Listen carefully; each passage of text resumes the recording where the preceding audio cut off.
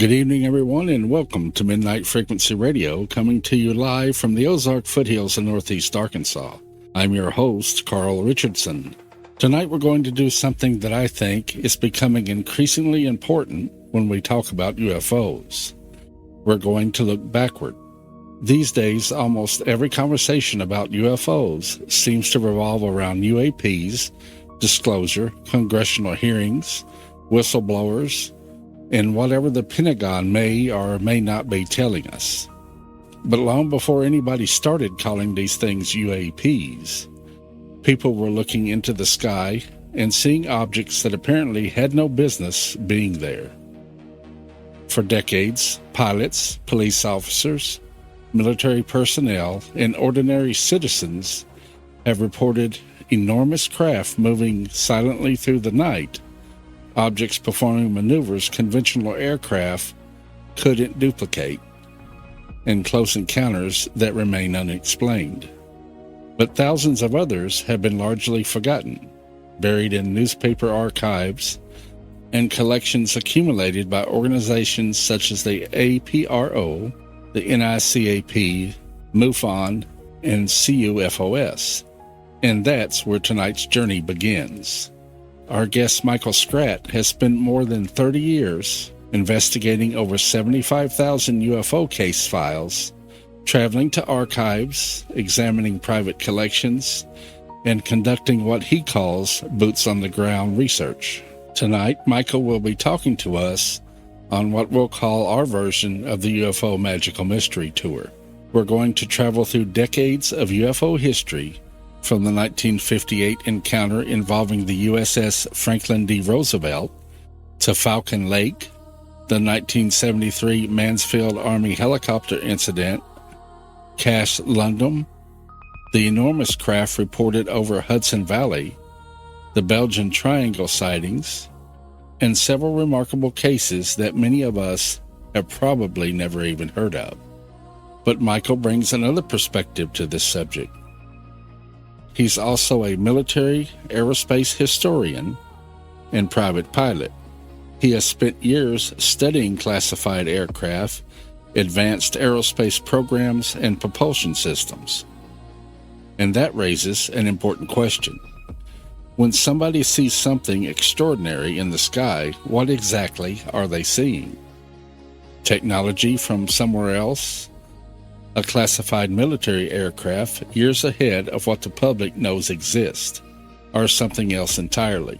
History has shown us that extraordinary aircraft can be flying while the government publicly denies their existence. But then there are cases involving massive, silent craft, incredible acceleration, strange occupants, physical effects and technology seeming far beyond anything known at the time. And that's where the mystery deepens. Maybe some of the answers we're looking for aren't hiding in the latest government report. Maybe they've been sitting quietly in archives and filing cabinets for 50, 60, or 70 years, awaiting for someone to take another look. Tonight we're going to open some of these old files. We're going back to the witnesses, back to the pilots, back to the military encounters, and back to those strange nights when somebody looked into the sky and saw something they simply couldn't explain. So turn down the lights, turn up the radio, and take a ride with us. We'll be right back with Michael after this break.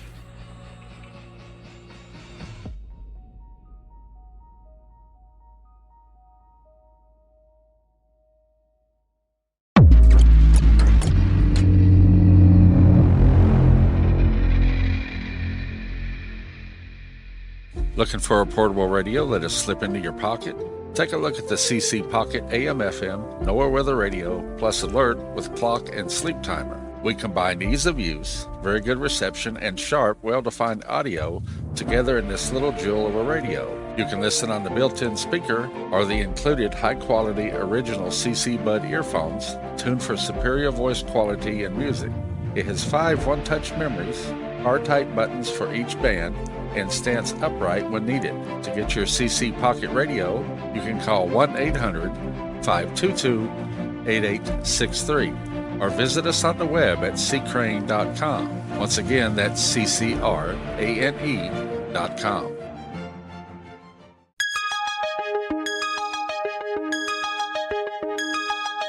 Oh, through the night, I'll be awake and I'll be with you. Oh, through the night, this precious time when time is new. Oh, all through the night today, knowing that we feel the Coming to you at the speed of light in the darkness, this is Midnight Frequency Radio with Carl Richardson. Now, here's Carl. Michael, welcome to Midnight Frequency Radio. Thank you, Carl. Good to be with you. I guess I'm going to start out, before we get into the UFO cases this evening, can you tell us a little bit about yourself? I know you're a private pilot and you have, you're big into military aerospace history. What first started it all for you? Was it an air show you saw or something you read or something different? Well, first of all, I want to thank you for that miraculous and wonderful introduction. That was great. Well, I appreciate it. I mean, that was just so well worded. To answer your question, aviation has been a passion of mine my entire life. My father took me to OSHKOSH very early on and went like 27 years in a row. One thing led to the next. I started researching classified aircraft within the military industrial complex. I wanted to find out where our tax dollars are disappearing. And it was very clear that there was a whole series of birds within the Reagan administration that have never seen the light of day. So I thought that was interesting. That led to some of the UFO sightings that mimic the form, fit, and function of other things that we've seen. So in point of fact, when we look at UFOs, there's a significant portion of UFO sightings that are our own deep black programs, and they're painting their aircraft with the UFO brush. And that's where the confusion lies, because we could be looking at 85% are our own craft, but they want us to believe that everything is alien. It's a great cover. So we'll look at some of those tonight. Is the TR-3B one of those?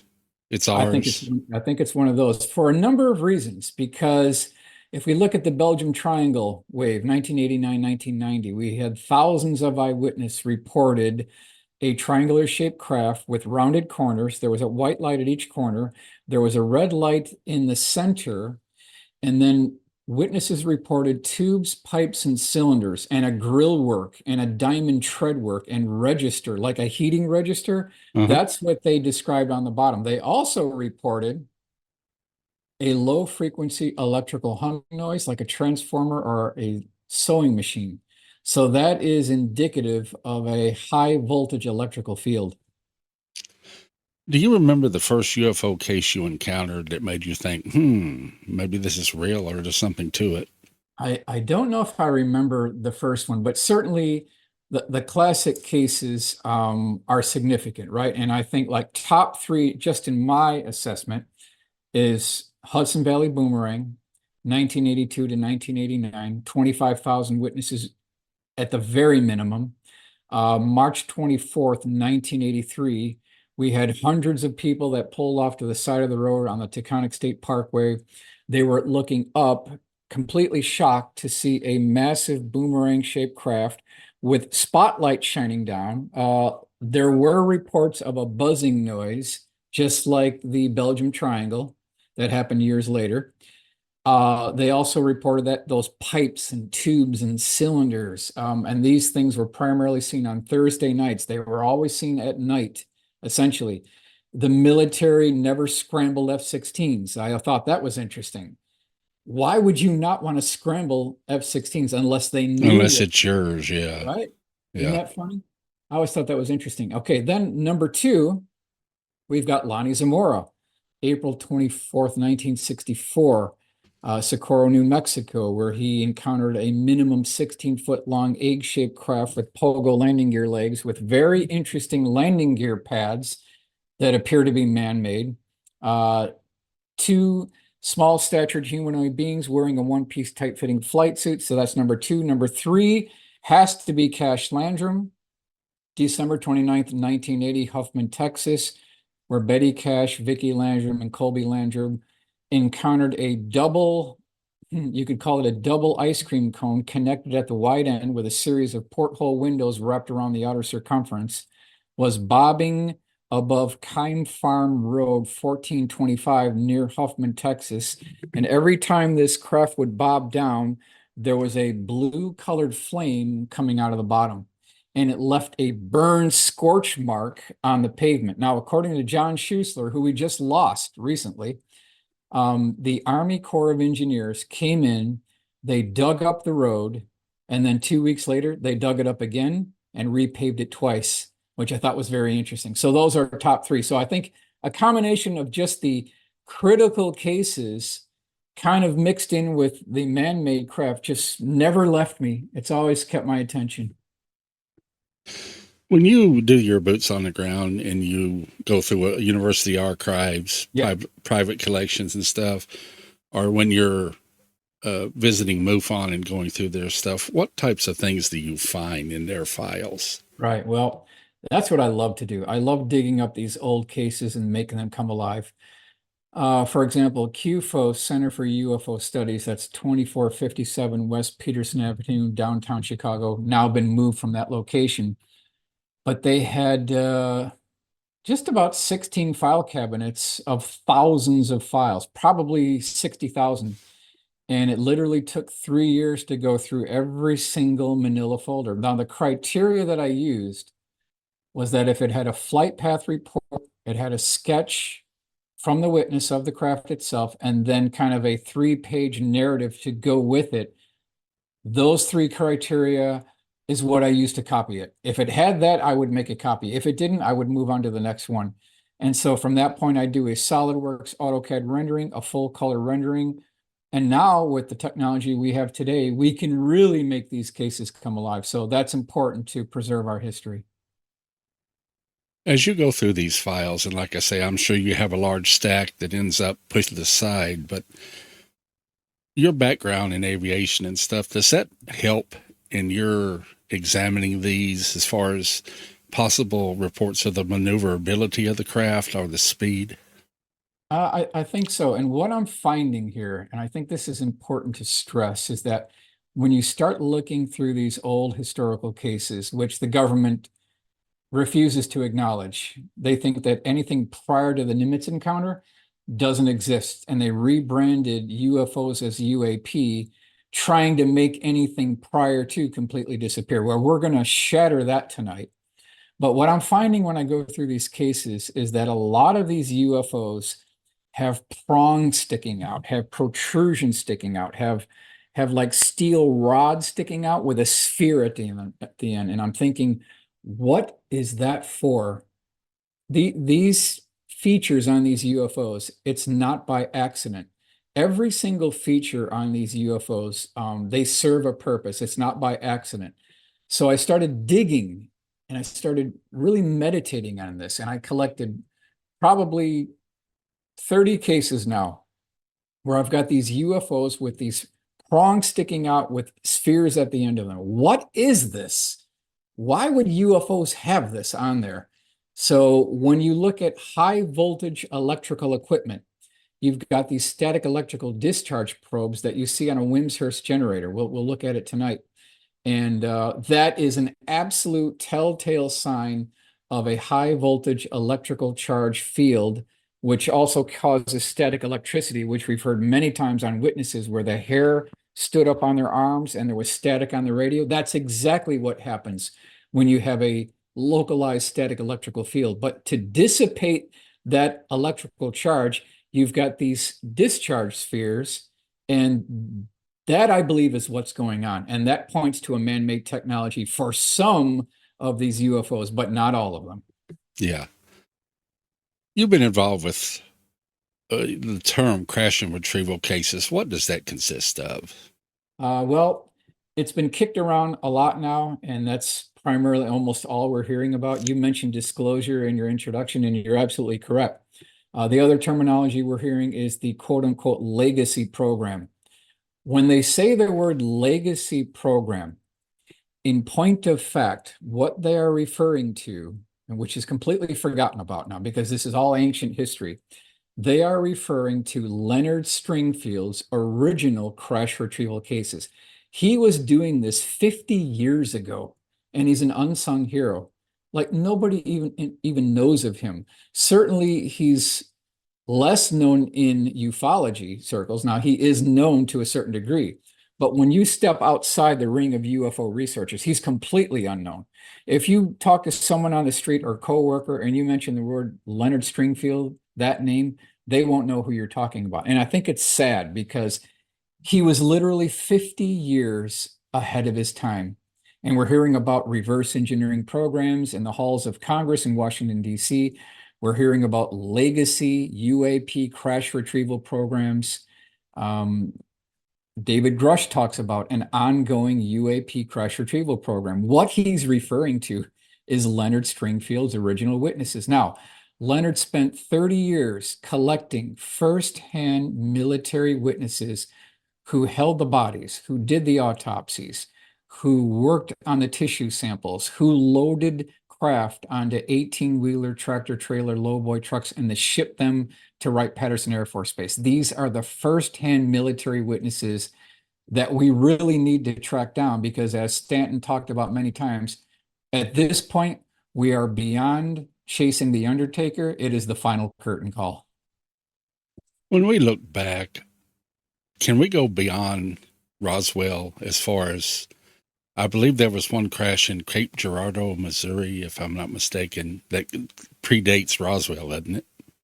Yeah, there's a couple of cases that predate Roswell. We have a case north of Georgia at an Army base that even Leonard didn't know where it was, but that was in 1942.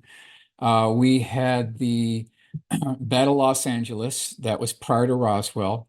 We have the Magenta, Italy case in 33. So there were cases, and of course you've got Cape Girardeau in 1941. So there were cases prior to Roswell. Roswell just seems to stick out. I guess that story has been told so many times and appeared on so many different movies and everything related. That's the one everyone kind of gravitates toward. But you're right. You're right. The one in Cape Girardeau, was there a craft retrieved then? Absolutely. So it's April 20th of 1941. Reverend William Hoffman, he had a knock on the door. He got a call from the police department, and they came in a car. It wasn't a squad car, and I think it was around 9:30, 10 p.m. at night. And he goes in with the police officer. They drive across town. When they get there, they see some smoldering embers. There's some farm people nearby. And he said that he saw about a 30-foot diameter dish-shaped craft that was augured in at about a 30-degree angle. There was a hull breach on the side of the craft. He looked inside, and I've got illustrations of all of this. And he said that there was what looked like a control panel with buttons and switches. There appeared to be some chairs in there. Now, he saw two deceased ET bodies. They were 3.5 to 4 feet tall. They were wearing a one-piece tight-fitting flight suit that was dark in color. They had oversized head, oversized eyes, slit for a mouth, minute nose. One of them was still alive. He got to him within 60 seconds. By that time, the military took over control of the whole area. The police was there. The fire department was there. Now, while all this was going on, before the military took total control of this, there were newspaper photographers going around snapping photographs.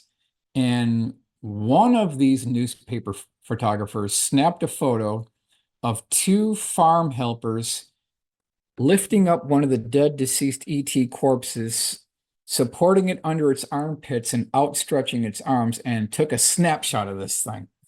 I'm familiar with that. And he took it on a small pocket camera. Yeah, small for that time, and they didn't confiscate anything from it. Yeah, that's it. That's good. 2 weeks later, that photographer showed up at the Reverend's home, and said, Reverend, I think I've got something I want to give you here. And he gave him a copy of that photograph, and it was handed down through the family. Charlotte Mann got to get to see this. She saw it with her own eyes. She described it.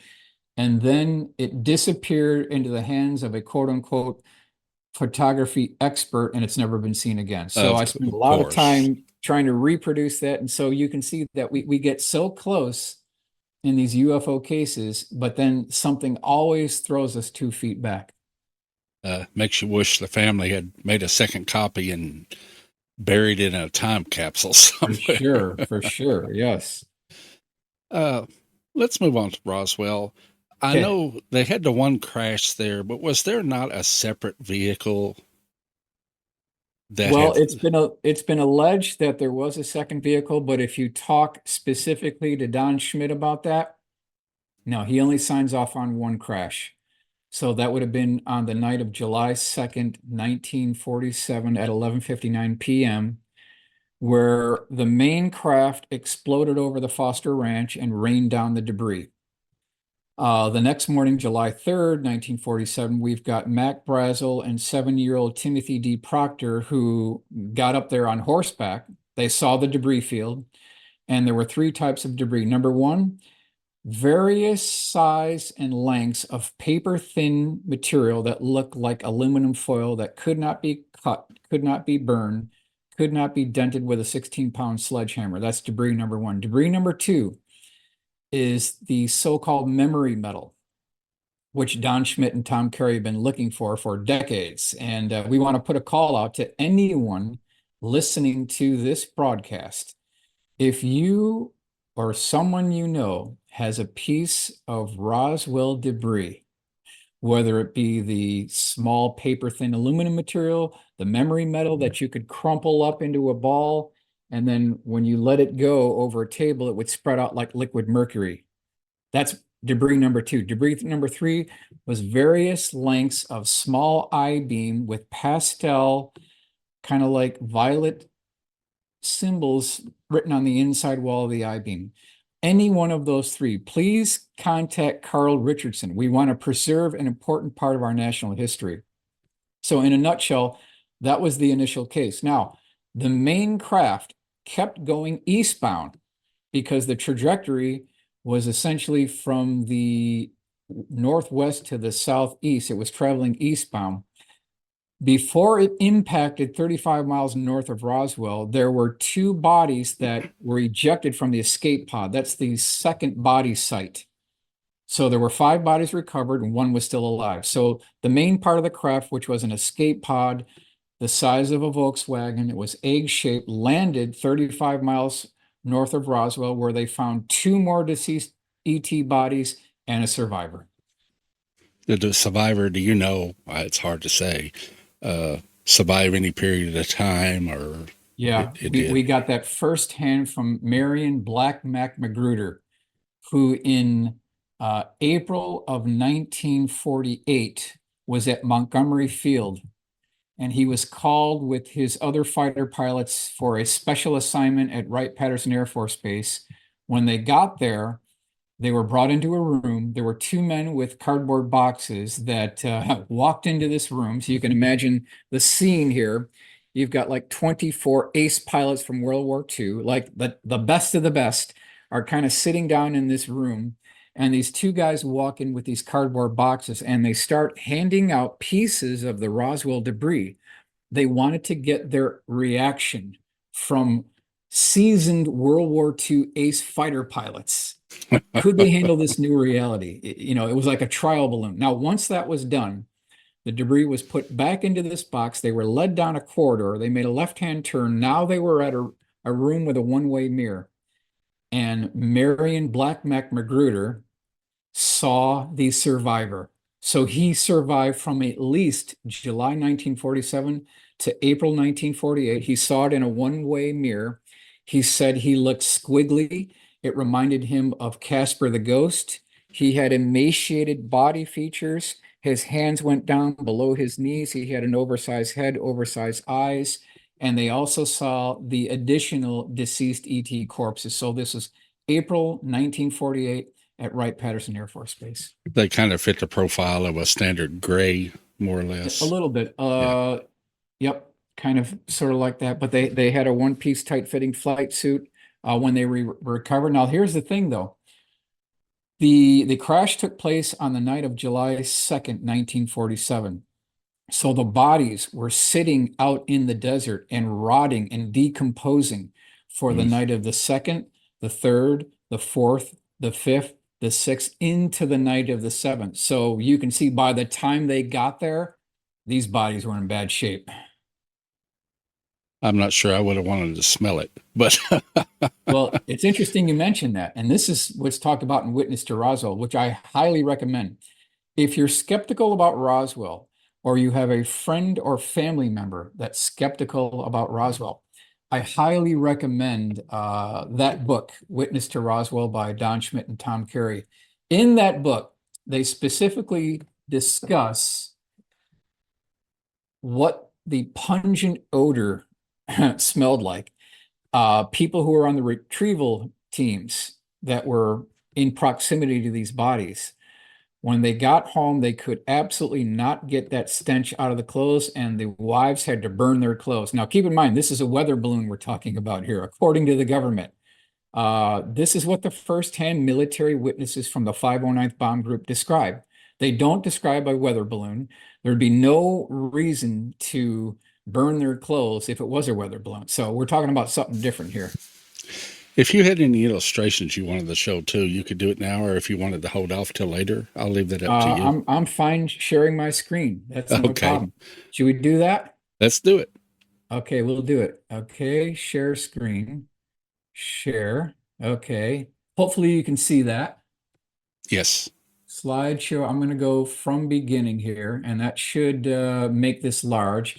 Now, if it doesn't, I'm going to go to the next slide. I want to make sure it's tracking on your end. Okay. So do you see this one? Yes. Yeah. You do see that one. Okay. Yes. So the title of this is UFO Magical Mystery Tour. And what I've done with this presentation is these are the best of the best from all the university archives, all the private archives, QFOS, NICAP files, MUFON files, personal files that were sent to me. I dug all this stuff up. I put it in a congruent timeline. I did an AutoCAD drawing of it, and then I did a 3D full color rendering, and I commissioned people from all around the world to help me. So this is kind of what I call the UFO Magical Mystery Tour here. A couple quick announcements. The visual aids used in this presentation are computer-generated forensic composite illustrations which originated from actual UFO case files and eyewitness reports. So here's where I got the information. QFOS, NICAP, APRO, MUFON, Invisible Residence by Ivan T. Sanderson, Uninvited Guest by Richard Hall, National UFO Historical Records Center, UFO newspaper clipping, Leonard Stringfield collection, Gray Barker UFO collection, Boots on the Ground. And then through this presentation, I'm going to give you the dates, the times, the locations, the references, where I got this, so that you can use the scientific principle and duplicate this on your own. I want to give you that opportunity so that you can verify this. So I thought we'll start here. Foo Fighters, aerial oddities of World War II. We're going in ahead of the flying saucers that were reported in 1947. This is prior to that time with Kenneth Arnold. This is prior to that. The reference for this is Strange Company, Military Encounters with UFOs. That's where I got the information. Very good book. And this is Newcastle Sun, January 3rd, 1945. And here they say Foo Fighters are latest. Pilots flying over Germany at night report that strange balls of fire are following them around on their missions. They have christened these strange phenomenon Foo Fighters. So here we've got American B-29 bombers encountered Foo Fighters over Tokyo on May 23rd, 1943. So we've got Allied B-17s, we've got Allied B-24 Liberators in the European theater, and then in the Pacific theater, we had the B-29 bombers. So it was a combination of all three bombers. April 26, 1944, and we'll just do a couple of these here. We've got an RAF Lancaster bomber with the 622nd Squadron encounters 4 glowing orbs with stubby wings while returning from a mission over Germany. So I love this Lancaster bomber here. These are seasoned bomber pilots. No reason to lie. Now, what's interesting about these quote unquote Foo Fighter sightings as when they opened up the 50 caliber weapons on these bombers and they saw the tracer rounds go into these Foo Fighters, they absorbed the rounds. They did not go out through the other side. So whoever or whatever is building this had the technology to fly rings around our best aircraft, and they could outfly, outpace, and absorb the weapons. So I think it's interesting, something to consider. A B-17 bomber from the 5th Air Force encountered a blue-colored ball of fire over Munich, Germany on October 29th, 1944. Let's go on to the next one here. This is another illustration. I mean, these bomber pilots are credible military witnesses here. This is another illustration I put together. Now, they were bombing the ball bearing factories and the oil refineries, encountering these strange lights that would come up to the squadron, fly around, then take off and skedaddle out of there. Here's another version here. This gives you a 3/4 view on the right side of the B-17s. On the night of May 2nd, 1945, 9 B-24 Liberator bombers with the 11th Bombardment Group's 431st Squadron were flying over the Japanese island of Truk Atoll. The bomber crews observed 2 cherry red orbs. So this is 1945. On July 7th, 1945, a B-29 bomber encountered a red-colored glowing Foo Fighter over the Japanese city of Sasebo. And we'll go on to this one here.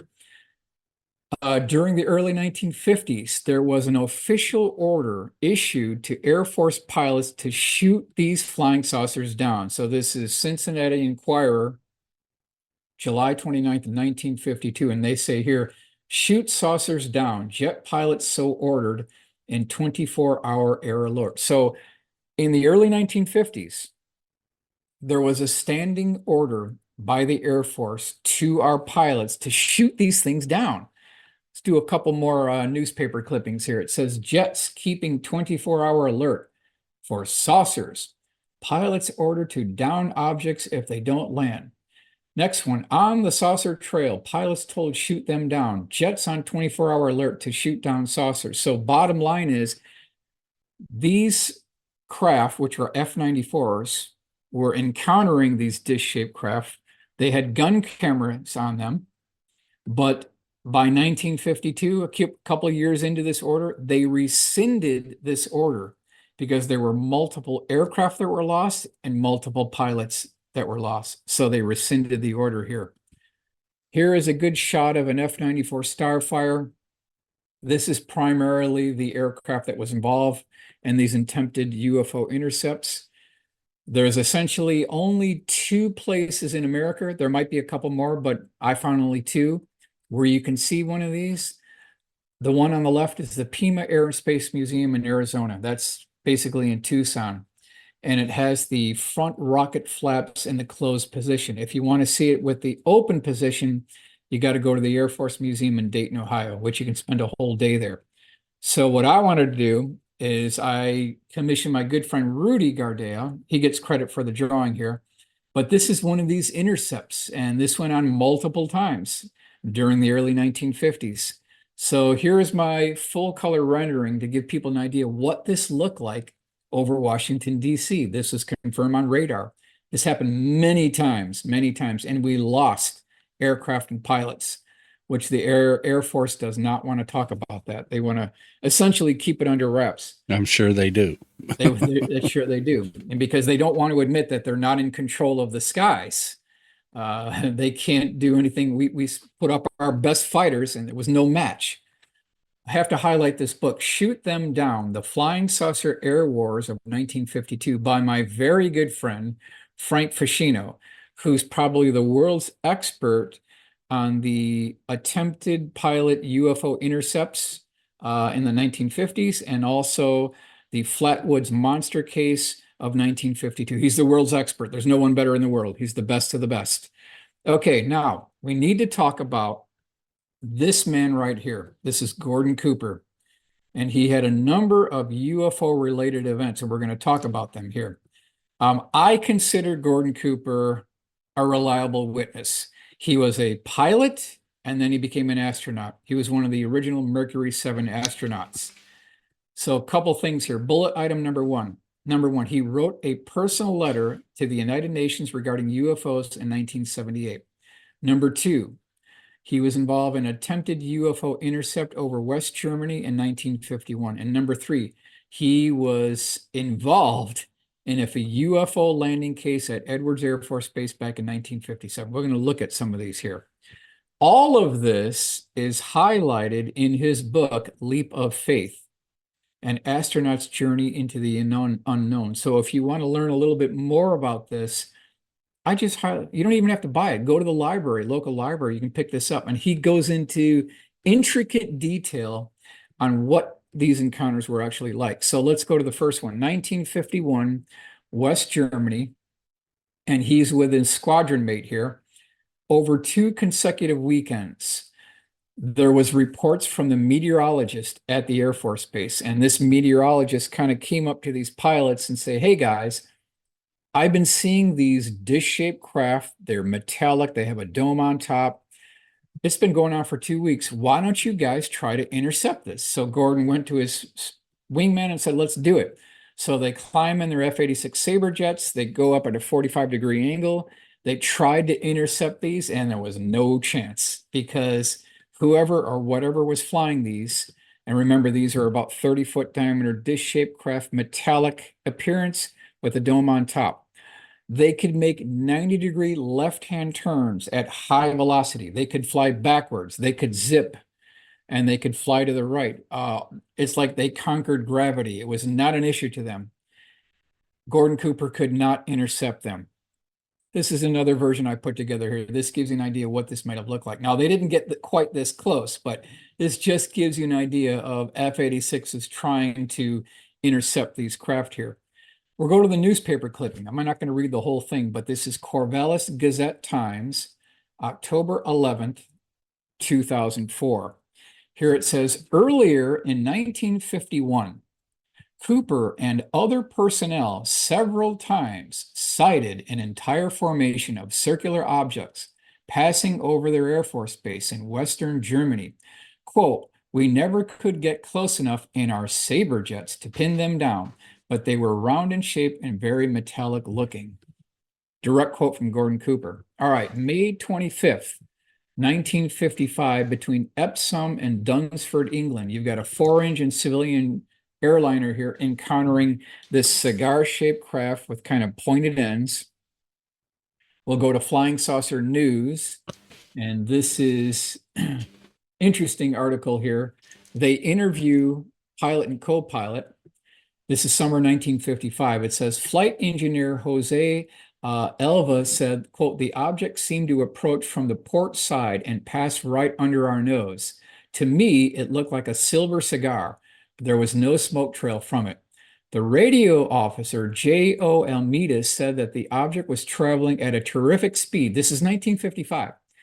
And that in all his 9 years of flying, he had never seen anything like it. It looked as though it was made out of aluminum, he said. So now we've got some type of cigar-shaped craft that looks like it has conquered or negated gravity, 1955, and it's making these incredible maneuvers here. Now, let's go here, which I think is one of my favorite cases. This is the RB-36 case, late 1956 over South Dakota. Now, keep in mind, you've got 6 turning and 4 burning, which means you've got 6 reciprocal engines, which are pushers, and then you've got 4 outrigger jet engines. We're talking about a massive RB-36 here. This thing is just huge. According to the Air Force officer, who was the primary eyewitness now, there were 16 crew members aboard this RB-36, and they're flying at 24,000 feet over South Dakota. He said they were all issued still cameras, and a 100-foot diameter dish-shaped craft pulled up alongside the RB-36 and parked itself off the left wing, 100 feet off the left wing at close range.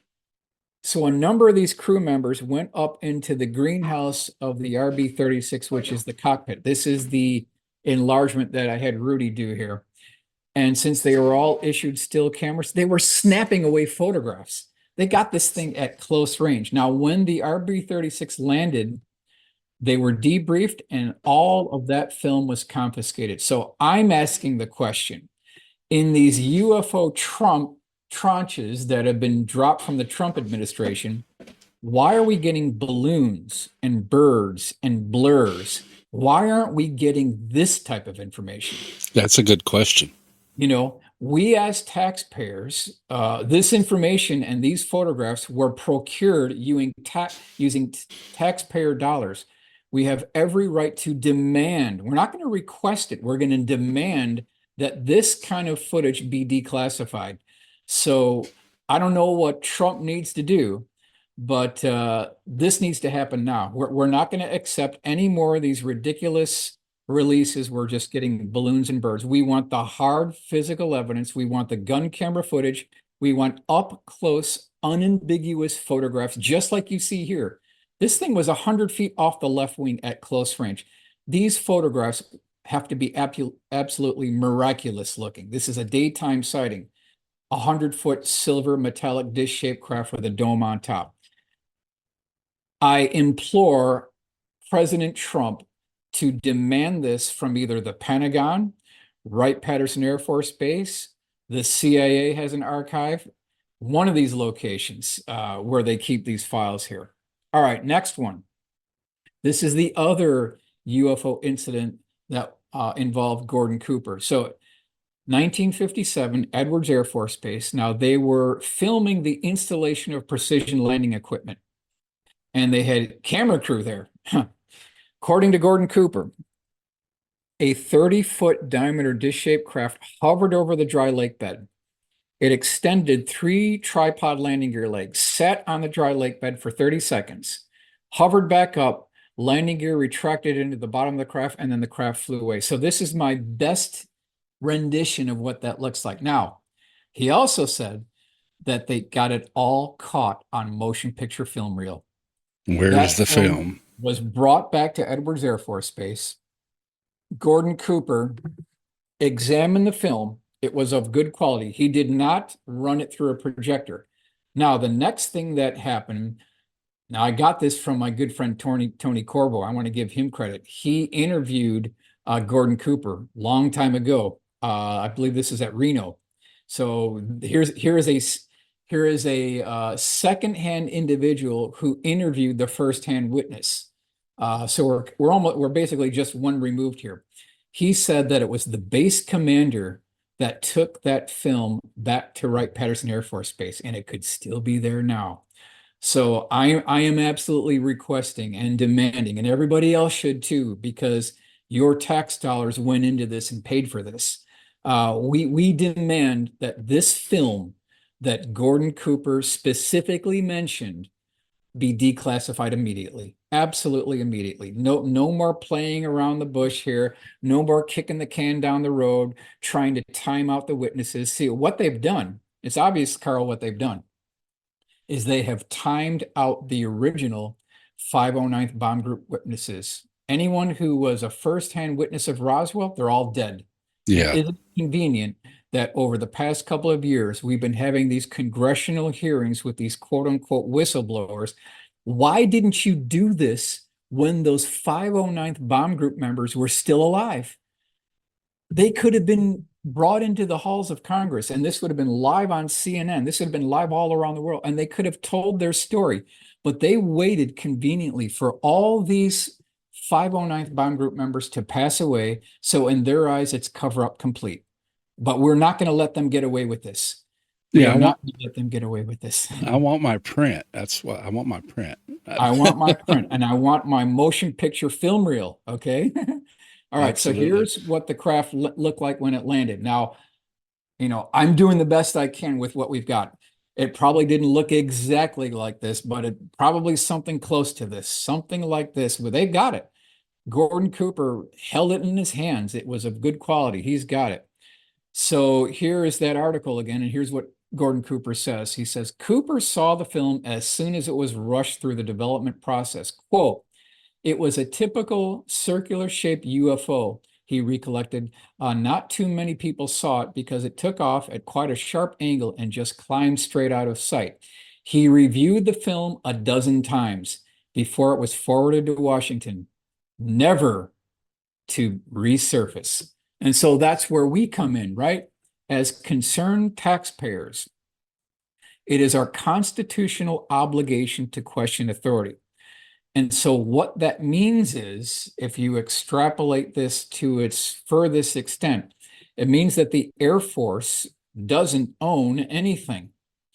They don't own the aircraft. They don't own the buildings. They don't own the maintenance facilities. They don't own the runways. They don't pay the employees. We do. We're the taxpayers. We own that film. We have every right to question authority because it's our constitutional obligation. So I'm putting up these representatives, right? Mm-hmm. I mean, we have every right to. Anna Paulina Luna needs to run to ground this. I've already done the work for them. You know, like I shouldn't have to do their work for them, but I will do it anyway because I'm committed to this. It's a crusade, and I will go down with the ship if I have to. But again, I've already given the dates. I've given them the locations. They've got more unlimited funding than I do. I'm just working on a shoestring budget here. They've got $1 million budgets over there. They should have no problem running this to ground. Tim Burchett needs to get on this immediately. Eric Burleson needs to get on this immediately. I've given them the dates, the times, and the location, so they have no problem following this. Where are our representatives in Washington, D.C.? Why aren't they going after this film and other gun camera films recorded by Air Force pilots during the early 1950s? That's the question we need to ask. Absolutely. Let's hold right there. I need to do a break, and then we'll come back and continue on with your presentation. Okay. So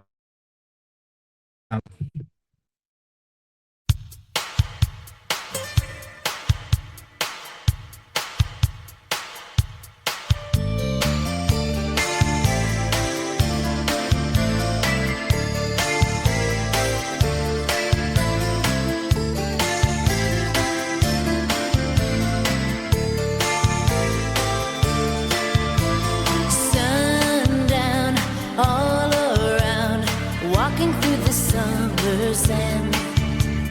Waves crash, baby, don't look back. I won't walk away again.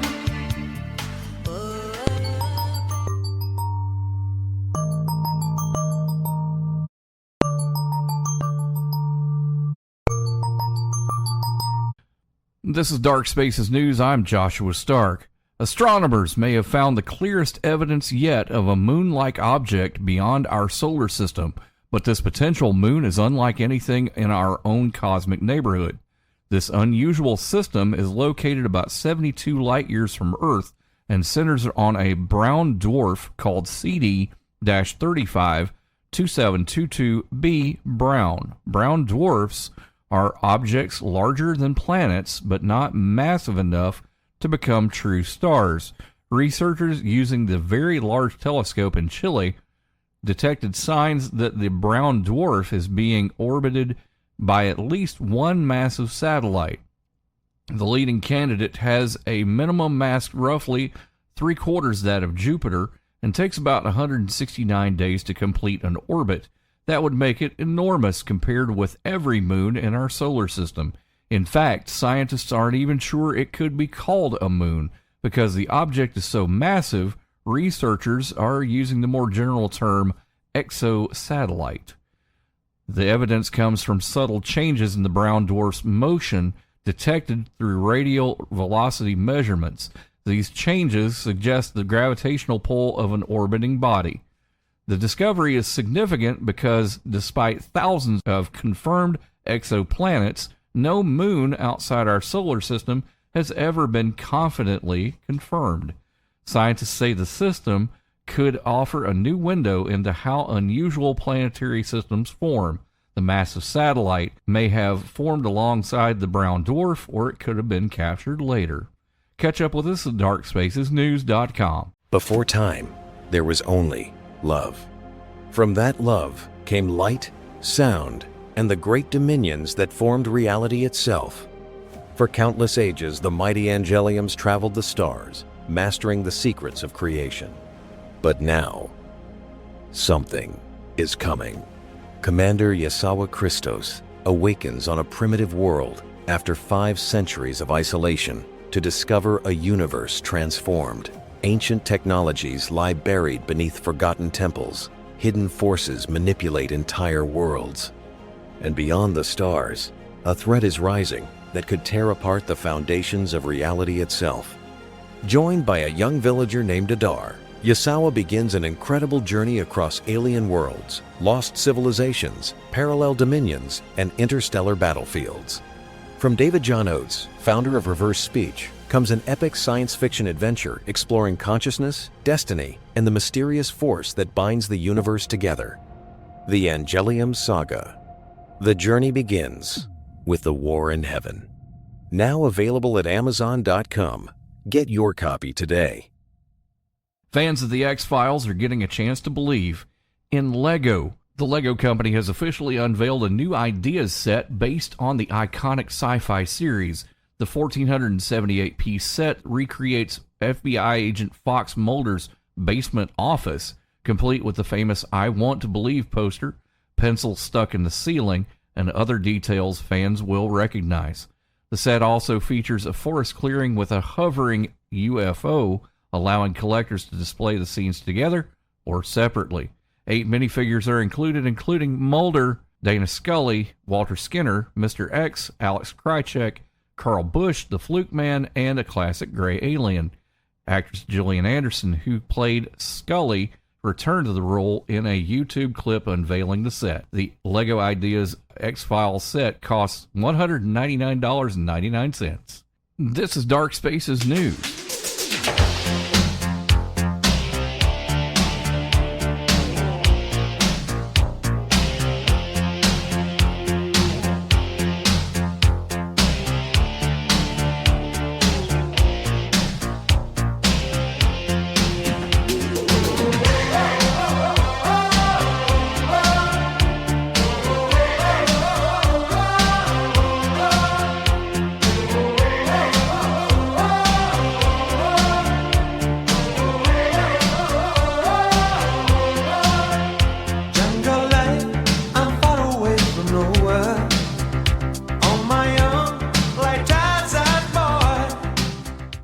You're listening to Midnight Frequency Radio with Carl Richardson, exploring the unknown on the Nightwatch Digital Network. Michael, welcome back to Midnight Frequency Radio. Thank you. Yep. We can continue on with the display now. Okay, fine. We'll move on here. All right, so let's go on to the USS FDR. This is November 1958, Guantanamo Bay, Cuba. Couple things to talk about before we get into this. Number one, the USS FDR was the first aircraft carrier to carry nuclear weapons on board. Number two, it had a history of UFO sightings. All right, so it was at night when there was commotion below decks. So you can kind of picture this aircraft carrier here at night, and then people were screaming and yelling and rushing and climbing up ladders, and there was chaos, and men were swearing and just yelling. It was a chaotic scene. When they got to the flight deck here, they saw something incredible. Now picture this at night. And this is the original sketch from the primary eyewitness. His name is Chester Grzinski. He's no longer with us. This is his original sketch on MUFON report. And this was filed August 8th, 1978. At least 25 naval personnel, including Chester Grzinski, saw a yellow light approaching the aircraft carrier. As it got closer, this was really no yellow light. This was a 200-foot-long cigar-shaped craft that had a series of rectangular windows on one side of the craft itself. Now, they said that they could feel the heat emanating off this. Now, you can see that on his sketch here. He's got these lines coming off. So right away, it's a close encounter of the first kind. according to Jalen Hynek, because it's a visual sighting. Number two, it's a close encounter of the second kind because it had physical effects. They could feel it on their faces. Now, I'm going to go on to the next slide here, and we'll do a blow up of his sketch. Now, what you can see here in the enlargement on the bottom, he said that through these windows, he could see what looked like humanoid beings. There were more than one because he used the term plural. They were walking back and forth between these windows, and one of them held up its hand above its head and was waving to the naval personnel back down on the aircraft carrier. I just love this case. Now, as this thing departed, it kind of turned an orangish color and departed at an extremely high rate of speed with no sonic boom. And this is late 1958, Guantanamo Bay, Cuba. So whoever or whatever had this technology, they were able to exceed the speed of sound without creating a sonic boom back in 1958. So of course we had to do a full color illustration, and here's what we came up with. So I want to give credit to all my artists that have helped me on this. And they've done, just a really good job. This is Tom Bogan's illustration. I want to give him credit. We'll do a blow up here so that you can see this being waving back at the flight crew. Now, they've got records for this. It's in the logbook, but of course, all that's been taken away. So this is another case of good evidence seen by multiple credible witnesses that they just love to make this evidence disappear. All right, next one. Father Gill sighting. June 26, 1959, Papua New Guinea. Here you see Father Gill in the foreground. Now, there were at least 25 other locals that saw this as well. And what he described is a 35-foot diameter dish-shaped craft. The bottom of it looked like a two-tiered wedding cake. So the bottom of the craft was 35 feet in diameter. The upper section was 20 feet in diameter. There were 4 prongs sticking out of this, which I don't think were landing gear legs. He also said that there were 4 humanoid-looking beings on the top deck of this craft. They did not look like aliens. They looked like humans. They were wearing a one-piece tight-fitting flight suit. 2 of them were near the front edge of the top deck of the craft itself. The other 2 were more obscured in the background and looked like they were repairing some type of mechanical equipment. I'm going to blow this up here a little bit so you can this is my second version that gives you an idea what this may have looked like. Now, he also had two-way communication with the beings on this. He had a lantern that he moved, and the craft responded, and then he also waved, and they waved back. So the second name of this case is not just the Father Gill case, but they also call it They Waved Back. That's really the name of this case here. Here's the blow up of this craft itself, and you can see looks like 4 men on top, with 2 of them were more obscured. Now, off to the right of the craft, there was a white/blue being that went up at a 45-degree angle. They also reported that as well. Here is the map that shows you where all this was. This is Papua New Guinea. I'm going to blow this up here. Here's another map that shows you the location. I'm going to zoom in a little bit closer so that we can get directly where this actually took place. And then here's Father Gill's original sketch. So you can see these prongs sticking out. You've got the 45-degree beam of light. You've got the 4 beings. This is International UFO Reporter, November 1977, another graphic illustration. You've got all these locals here that saw it. So it's not just Father Gill, but it's a multiple witness case. These are 600 DPI scans of the exact location where this went down here. This is what the mission looks like. It's a rather simple operation here, nothing super sophisticated. This is another view here. Let me do one more that gives you sets the scene up. And then this is the beach where this thing was hovering over, like plus or minus 300 feet. So we're looking at pretty much the exact location where this took place. Again, 1959, William B. Gill, brightly lit shaft of blue light shining upwards from center, about 35 feet in diameter for the lower deck. Upper deck was 20 feet, so it looked like a 2-tiered wedding cake. Distance was 450 feet, which is close range. That's close enough to get some real good detail on it. This is another illustration here. And then I went ahead and did a color of this just to give everyone an idea what that might have looked like. And now we move on to this case. I wonder, the Go ahead. protrusions from the bottom of the craft, could they possibly That's have right. been gravitational wave guides or something to that effect? I think this is another example of these static electrical discharge probes. Okay, There are yeah, these prongs and protrusions sticking out of these UFOs. Like why deploy landing gear if you're not going to land? You're over the ocean. What's the point? exactly. Yeah.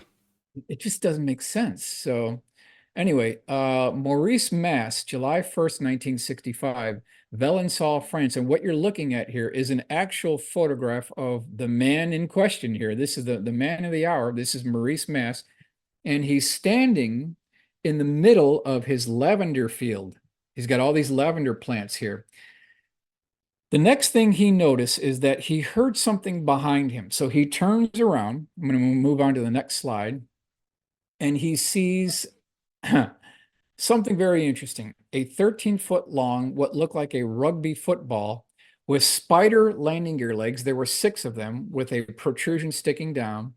It had a hatch on the left side and then like a crew compartment that swept back to the tail of the aircraft itself. Now, before he saw that, he also saw 2 humanoid-looking beings, small statured, wearing a one-piece tight-fitting flight suit. They had oversized head, oversized eyes, and they were collecting lavender plants. So I've got multiple cases of UFO occupants that seem to be interested in our agriculture, like many cases. They're picking grass, they're picking lavender, they're picking flowers. Are they interested in our agriculture? And I thought it's very interesting where Steven Spielberg in his movie E.T., the first 5 minutes of that film is devoted to E.T. trying to save a plant. It's like, what is the interest that they have? There must be some kind of connection there. Yeah. This is another view of the craft itself. Now, Maurice Mass got real close to these beings. One of them picked up what looked like a dowel rod, about 2 inches in diameter, 16 inches in length, and he pointed that dowel rod toward Maurice Mass, and there was an energy beam that came out, struck him, put him in a state of, you could call it stasis, where he couldn't move, but he could still see the beings. They went into the side of the craft, the hatch closed, and then this thing took off. I consider him a reliable witness, and there's a number of reasons why. I'm going to move on to the next one here. This gives you an idea of what this may have looked like during the Maurice Mass encounter here. And this is all in a lavender plant field of all places. Boston Globe, July 8th, 1965, flying saucer or secret plane. They go into great detail on this case in this newspaper clipping here. Now, we move on to my personal favorite Project Blue Book case. Now, Project Blue Book was the Air Force investigation that started in 1947. It went all the way to 1969, and they closed it all down. But there were a number of cases, at least 701 cases, that were never explained, that they just could not explain away. This was not balloons or birds or sightings of Venus. This is something else here. Now, of all those cases, personally, I believe this is the highest level of credibility. It's the most powerful one. And again, this is not my case. This is an official U.S. Air Force Project Blue Book case. March 23rd, 1966, near Temple, Oklahoma. Our witness is a man named Eddie Laxon. He was a private pilot. He was a flight instructor. He had 8,000 hours pilot in command. He was an aircraft recognition expert, and he was an electrical technician instructor at Sheppard Air Force Base. This is a credible witness. You could not ask for a better guy. So he's driving at 5:05 in the morning on his commute to Sheppard Air Force Base. The sun was coming up over the horizon, but it was still a little bit dark out. And he said that something was blocking the road. And this craft looked all the world like an overturned bowling pin sitting 90 degrees, crossing perpendicular to the roadway. So he kind of slammed on the brakes, and he described it as follows. Number one, this craft was 75 feet in length, a minimum of 8 feet tall. On the far right-hand side of the craft, it looked like it had a bubble transparent canopy taken directly off a B-26 bomber from World War II. The whole thing was standing on pogo landing gear legs 3 feet off the asphalt road. There were 2 beaming spotlights shining forward, 2 beaming spotlights shining vertically downward. And then there was an air stair door. And then he said there was a man standing next to this stairway. This was not an alien. This was not an extraterrestrial. This was a human. This was a man. He was wearing a 2-piece green military fatigues. He had a baseball cap with the bill turned up. He was shining a flashlight at the bottom of the stairs. Now, above the stairs and aft, on the top of the craft itself, there was a stinger or spire that swept back to a 8-inch diameter sphere. Just aft of the air stair door on the right-hand side, there was a circular porthole window that was 3.5 feet in diameter that was divided into 4 equal pie segments. Now, just aft of that porthole window were the letters written in black vertically, TL 4768. And I have a $100 cash reward for anyone on this planet that can tell me and prove to me with documented physical evidence what that means. Now, I don't know what TL 4768. I've been trying to track it down for years. There might be someone out there that does. Now, I think what it is, which I don't know for sure, I think it's an Atomic Energy Commission registration number. Oh, yeah. It was the U.S. Navy in conjunction with the AEC, the Atomic Energy Commission, because these, some of these things are nuclear, and a lot of the programs that were procured with the atomic bomb, they already had classifications stamped on that. So they leapfrogged those engineers into a lot of these programs in conjunction with Lawrence Livermore Laboratories, Los Alamos, AEC, and the United States Navy. That's who I think is driving the cover-up and the research organization. So if anyone knows what that actually means, let me know, and you get $100. I know it's not much, but we're operating on a shoestring budget here. Now, at the very end of this craft, there were control surfaces that were way too small to be aerodynamically efficient. Now, Eddie Laxon was walking back to the trunk of the vehicle. He had a camera. He was going to snap a shot of this thing. As he did that, the man, remember, we're talking about a man here. He was not an alien. He scurried up these air stair doors. And then the report says there was a high-pitched drilling noise, like something was spooling up, like a Wimshurst generator or something. The whole craft levitates off the pavement. The landing gear legs retract into the bottom of the craft.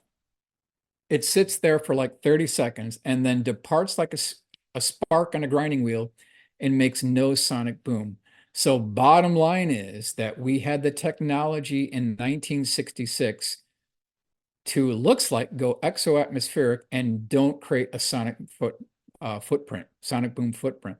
So we had the technology to do away with liquid and solid rockets by at least 1966. Okay, now this is Eddie Laxon's original drawing.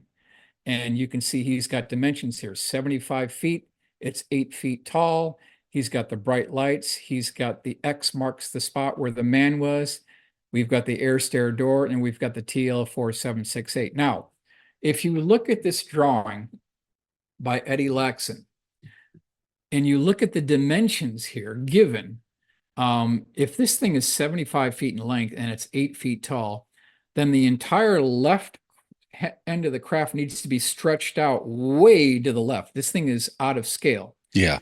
But I'm cutting him a break because he was dealing with an 8.5 by 11 sheet of paper. It wasn't to scale because he was scrunched and was conformed and confined to just a size sheet of paper. I understand what he did. So I spent a day looking over the case, reading the report, looking at his testimony and really studying it, and came up with this drawing, which is a much more accurate representation of what he actually saw. Now, a couple things I want to talk about. Eddie Laxon said that he could feel the hair on his arm standing up. So within this localized area, he was permeated in a static electrical field. Number two, there was what looked like naval admiral chevrons on this guy's shoulders here, which is screaming a man-made technology. And number Yes. three, he said that if he was in Oklahoma City that afternoon and this guy was there, he would recognize him. That's how close he was to this guy. Whoever was shining that flashlight, he was that close to him. I'm going to move on to the next slide here. Now, let's go back to this stinger or spire. We were talking about this earlier. Every single feature on these UFOs, there's a reason for it. It's not haphazard. There is a form, fit, and function to everything on these vehicles. So I started looking at this and I'm thinking, what in God's name is a prong with a ball sticking out of these UFOs? And it keeps on popping up over and over and over again. Do aliens really need this? Would they stamp markings on the side of their craft with American letters? What's going on here? So I started looking at high voltage electrical equipment. And if you look at a Wimshurst generator, on this picture to the right here, you've got these prongs sticking out of the Wimshurst generator. And at the end of the prong, there's a ball, there's a sphere, and these are static electrical discharge spheres. So I am proposing, which I think it's more than a proposal, I think it's a legitimate theory that what we're looking at on a lot of these UFOs are the static electrical discharge spheres, because the witnesses say that there was a static electrical charge and their hair stood up on their arms. It's all checking the boxes. It's completely checking the boxes here.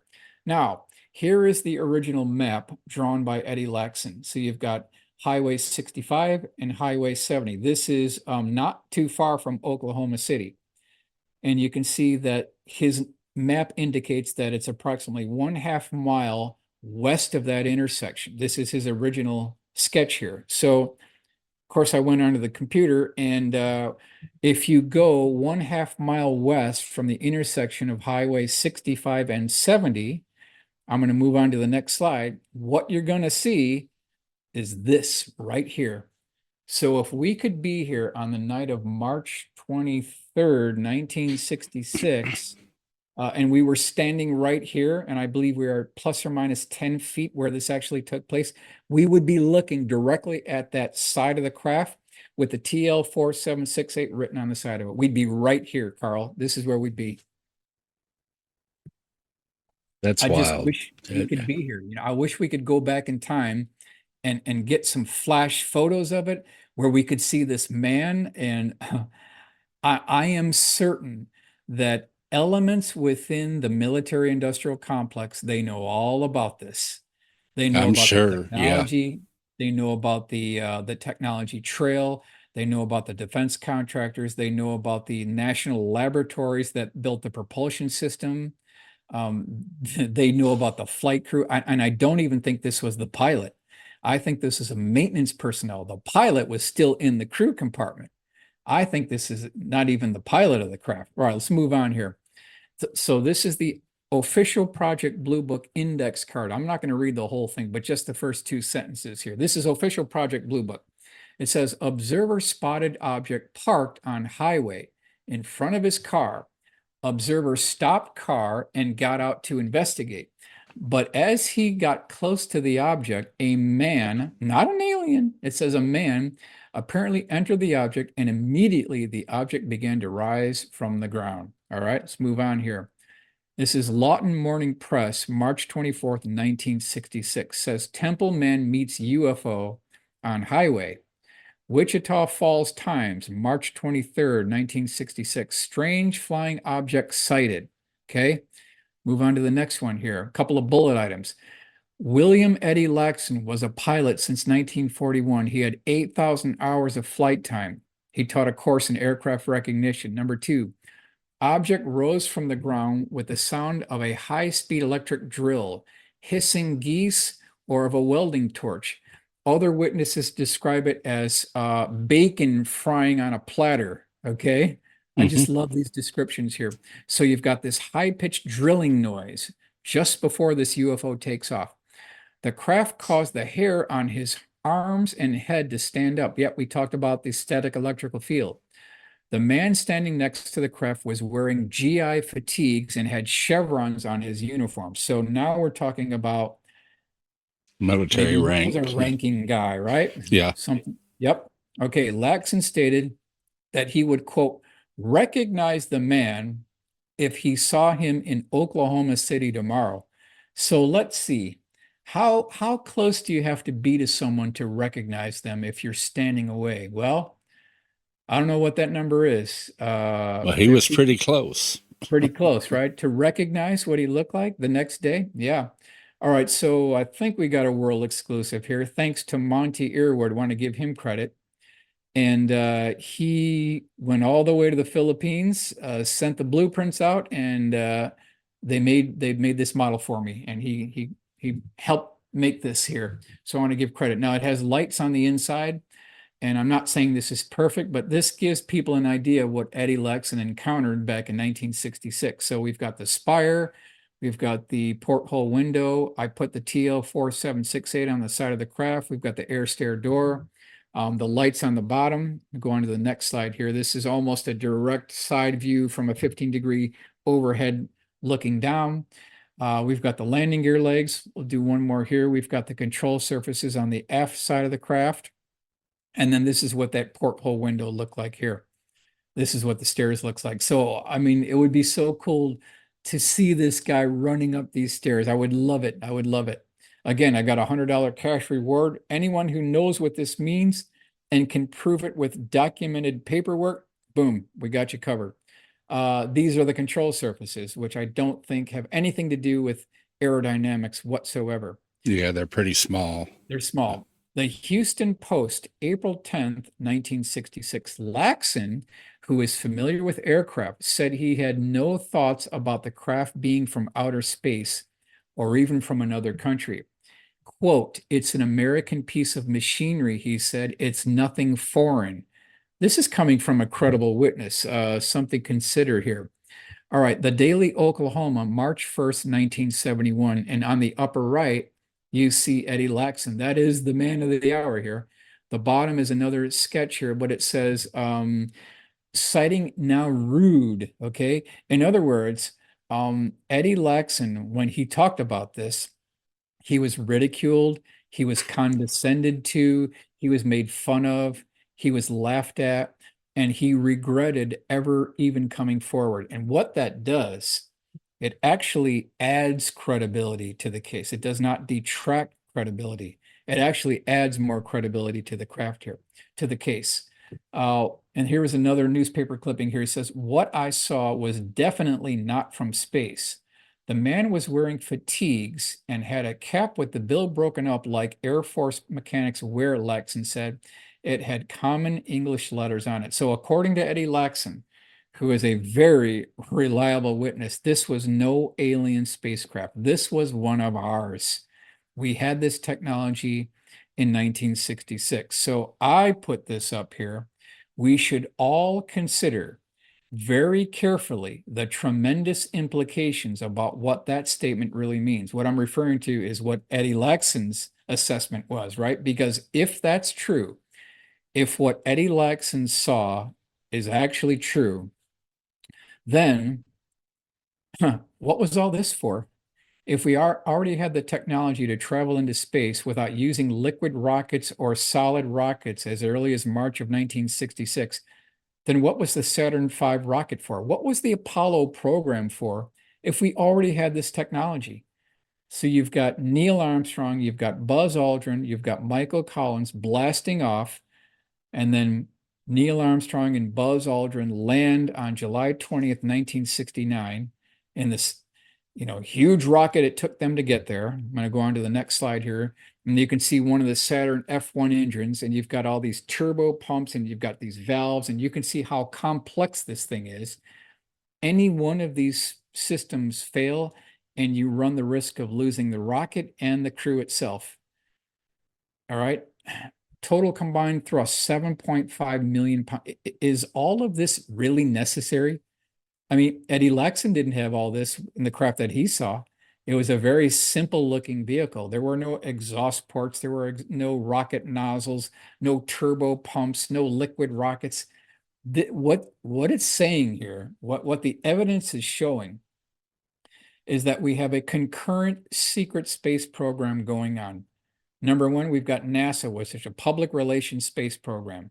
Number two, we have a much more privatized defense contractor, deep black program using super secret classified aircraft, utilizing electrogravitics and magnetohydrodynamic propulsion systems that go way beyond liquid rockets and solid rocket boosters. That's what the evidence is showing us here. So it's more of a psyop, just to. It's a public relations smokescreen. You know, they want people to think that this is the best we've got. This is the best we've got. Now, Carl, I have a question for you. Do you remember where you were January 28th, 1986? No, You don't. I don't. If you refresh my memory, I might. I'm sure you do. And you can see the slide here, right? Oh, yeah, Challenger, yes. Okay, Challenger, yeah. So on January 28th, 1986, we lost the 7 Challenger astronauts, right? I actually skipped school to stay home that day and watch the launch. Okay, right. So did you watch it live? Yes, You did. yes. So you saw all this then, right? I did. Okay, well, I was in high school. I didn't see it live, but I remember it very well. And my question is, would any of these astronauts climb into that dinosaur technology rocket if they knew about Eddie Laxon's technology and what he saw that No. didn't have any liquid rockets or saw? They would never have climbed into it. No, they would They just would- drive me climbing into a huge Roman candle. That's what That's it was. right. That's right.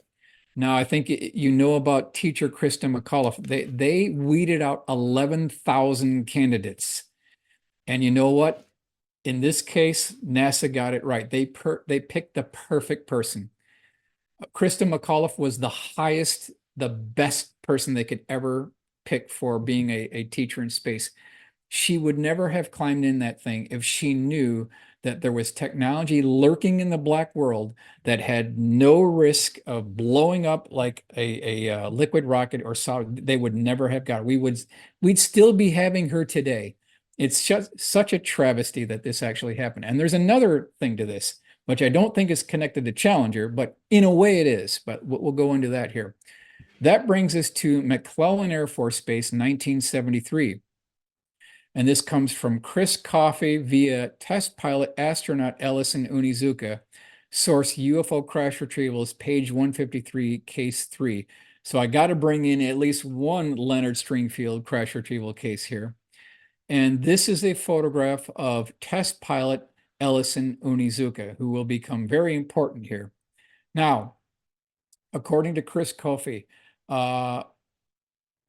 Ellison Onizuka told Chris Coffey that he was at McClellan Air Force Base back in 1973, where a number of pilots were called into a briefing room. There was an Air Force general there. They had a 16 millimeter film projector there, and the lights went down. This is according to Ellison Onizuka. Lights went down. The general turns on this movie projector, and then projected on the far wall are at least 2 medical doctors dressed up in medical regalia here, and they were examining 2 deceased ET corpses on concrete slabs. And he remembered thinking to himself, oh my God, I can't believe it. Now, a couple minutes later, the lights went back on, film projector shut off, and there was no debrief. So this is another one of these cases where it appears that the United States government, the US Air Force, was using these pilots as a trial balloon to see what their reaction would be. Could they handle this new reality, or would they crumble? Would their religious convictions and beliefs be challenged? Could they handle this new reality? And the thinking is, if our best test pilots couldn't handle it, how much more so could the general public not handle this? Now that it's been so many years later, and this slow drip acclimation process has been going on for literally 80 years now, through TV, magazines, movies, newspaper, endless amount of pumping UFO and aliens into the culture, into the psyche of the American public. Are we ready, or is there a terrible truth behind this? I'm not sure there's a terrible truth. I think we could be looking at a scenario where they're creating a threat narrative where there is no threat narrative. Let's move on here. So here is the illustration I put together that gives you an idea what this may have looked like. You've got the projector here. We've got the body. So here's another one of these film clips that need to be released by the Trump administration. But you know we're not going to get it. Of course not. We're just going to, we're just going to keep on getting this nothing burger tranches that go by, and they're going to wait this out. When Trump leaves office, it's going to stop immediately. It's probably going to stop a long time prior to that. But this is our last hope to get this information declassified. We need to raise awareness that these type gun camera footage, motion picture film footage, and 8x10 black and white glossy photographs actually exist. So bottom line here is that Ellison Onizuka was going to have basically a one-on-one interview with Leonard Stringfield. They had it all planned out, and he was going to tell Leonard Stringfield all about this movie clip. 2 weeks before that scheduled meeting was to take place, he died in the Challenger accident. So we were this close of getting his actual testimony, but it was already too late. And I consider Ellison Onizuka an absolute reliable witness. Why would he say that as a joke? No way, not a chance. This is a reliable witness here. And we lost everybody in the Challenger accident. Okay, late August 1970, Calgary, Canada. This is a chiropractor on a horse ride. And they were just kind of riding off here into the countryside. And he said that there was a medium-sized cloud that was following them. Emerging from this cloud is a 40-foot diameter dish-shaped craft that had a blue coronal discharge wrapped around the outer circumference, which you see in my illustration here. Now, on the bottom of it, there were two counter-rotating, what looked like heating registers or grates. And on the bottom of it, it almost looked like Father Gill's UFO. It had 4 prongs sticking out of it. So here's case number 3 of these prongs. And I don't think they're landing gear legs. I'm going to move on to the next slide. Here's the original drawing that went with the case. You can see these counter-rotating vents. And then on the bottom view, you've got these antenna or prongs sticking out here. Great case, really great case. Now, moving on to this one. This case is known as the Army helicopter incident, Mansfield, Ohio, October 18th, 1973. And I want to preface this by saying that this case is so ironclad, so solid, so credible that even Philip Klass could not hit this. He could not latch onto this. This was just too much for him. Even he couldn't debunk this. So to set this up, you've got 4 crew members in a Bell UH-1 Huey, and they're near Mansfield, Ohio at night. It was the crew member in the back that saw the craft approaching the helicopter at a closure rate of 600 miles an hour. So he alerted the pilot. Pilot pulled back the throttle, put the helicopter in a dive. They were at 1,700 feet altitude, and they saw a cigar-shaped craft that was 50 feet in length. It had a white light on the right-hand side. It had a red light on the left-hand side. There was a small dome on top.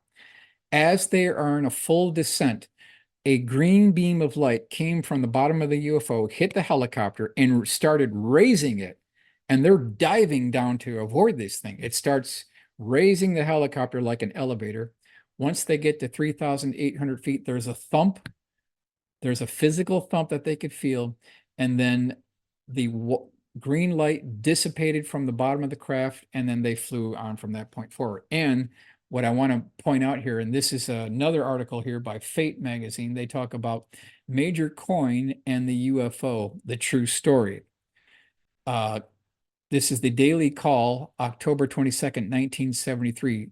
Closure rate was 600 miles an hour. So someone had the technology with no visible means of propulsion, no engine, no ailerons, no flaps, no wings. This is back in 1973. This is years after Eddie Laxon, so they already perfected the technology, or someone did. Yeah. It went all the way to the United Nations, and I Philip Klass could not debunk it. So you've got Eric Gary off to the left, Jalen Hynek, Jacques Vallée, and then Colonel Coyne, who was the pilot of the helicopter. He went to the UN, and they just could not debunk this case. September 10th, 1976, Calusa, California. Primary eyewitness was watching television in his home at 11:30 p.m. at night when all of a sudden the air conditioning went out and the television went out. And he was still in his boxer briefs. So he got off the couch, went to the back where the circuit breaker was. And the next thing that he knew of, and this is going to be very familiar now because we're already 3 and 4 into this, we've got pattern recognition. He felt the hair on his arms, the hair on his head, and the hair on his chest. Not only was it sticking up, but it was crackling. The entire area was permeated in the static electrical field. He looks up and he sees a 140-foot diameter dish-shaped craft. It had a dome on top, but it wasn't just a standard dome. This dome had ridges on it, like an old lemon squeezer, like an orange juice squeezer. On the bottom of it, it had conduit pipes that terminated in frayed edges, okay, frayed endings. It also had these prongs or protrusions sticking out of the bottom of it. And then he said that there was another craft that was half the size of the one that he was under, and it was pulling power off the 500,000 volt power lines, causing them to become cherry red. So this is a CE1 case, and it's a CE2 case because it had physical effects. All right, let's move on here. Now, he goes inside, he wakes up his wife and 2 kids. They go to the back of the room there, open up the blinds, they look out the window, and they see the large craft flanked on either side of the 2 smaller craft, and they're pulling power off the 500,000 volt power lines. And then the craft in the middle goes from a dead standstill to hovering over the low-rise mountains in the background in 1 second. It traversed 25 miles in 1 second. Wow. And did the same maneuver in the exact same time frame. So it had traversed 50 miles in 2 seconds and made no sonic boom. And this is just like incredible technology. At this point, the primary witness is scared for his life and his family. He doesn't know what he's dealing with. So he piles everyone into the pickup truck. The kids are still in their pajamas. The wife is over on the passenger side, and they go screaming down the road at 90 miles an hour. And the large craft starts following them. This is a true story. Goes over the cab of the truck, over to the wife, then goes back over to where he is. They get over to the neighbor's house, slam on the brakes, pile out of the truck. They start knocking on the neighbor's door. The neighbors walk out. And now there's 6 witnesses that saw the large craft depart at a 45-degree angle. Credible witnesses. They saw the craft depart. They got a good look at it. Now, here's the newspaper clipping. San Antonio Express, February 6, 1977. You can see Bill Pecha over to the right. Family tells of terror as a UFO chased a car at 90 miles an hour. And you can see the drawing that they've got there. I'm going to move on to the next slide. Now, we want to look at this and examine this. What are these ramen noodles doing on the bottom of a UFO, right? More static discharge units? Yeah, it's like, well, there's a reason for everything on here. You've got, we have a dome, but it's a ridged dome, okay? We've got prongs sticking out that look like a dinner fork almost, that's bent. And then we've got these, what I'm calling ramen noodles, hanging out from the bottom of the UFO that look like conduit pipes with frayed edges. And I kept thinking, what in the world do aliens that are 100 million light years ahead of us in technology, what are they doing roaming around our atmosphere within our ground, like 100 feet off the ground?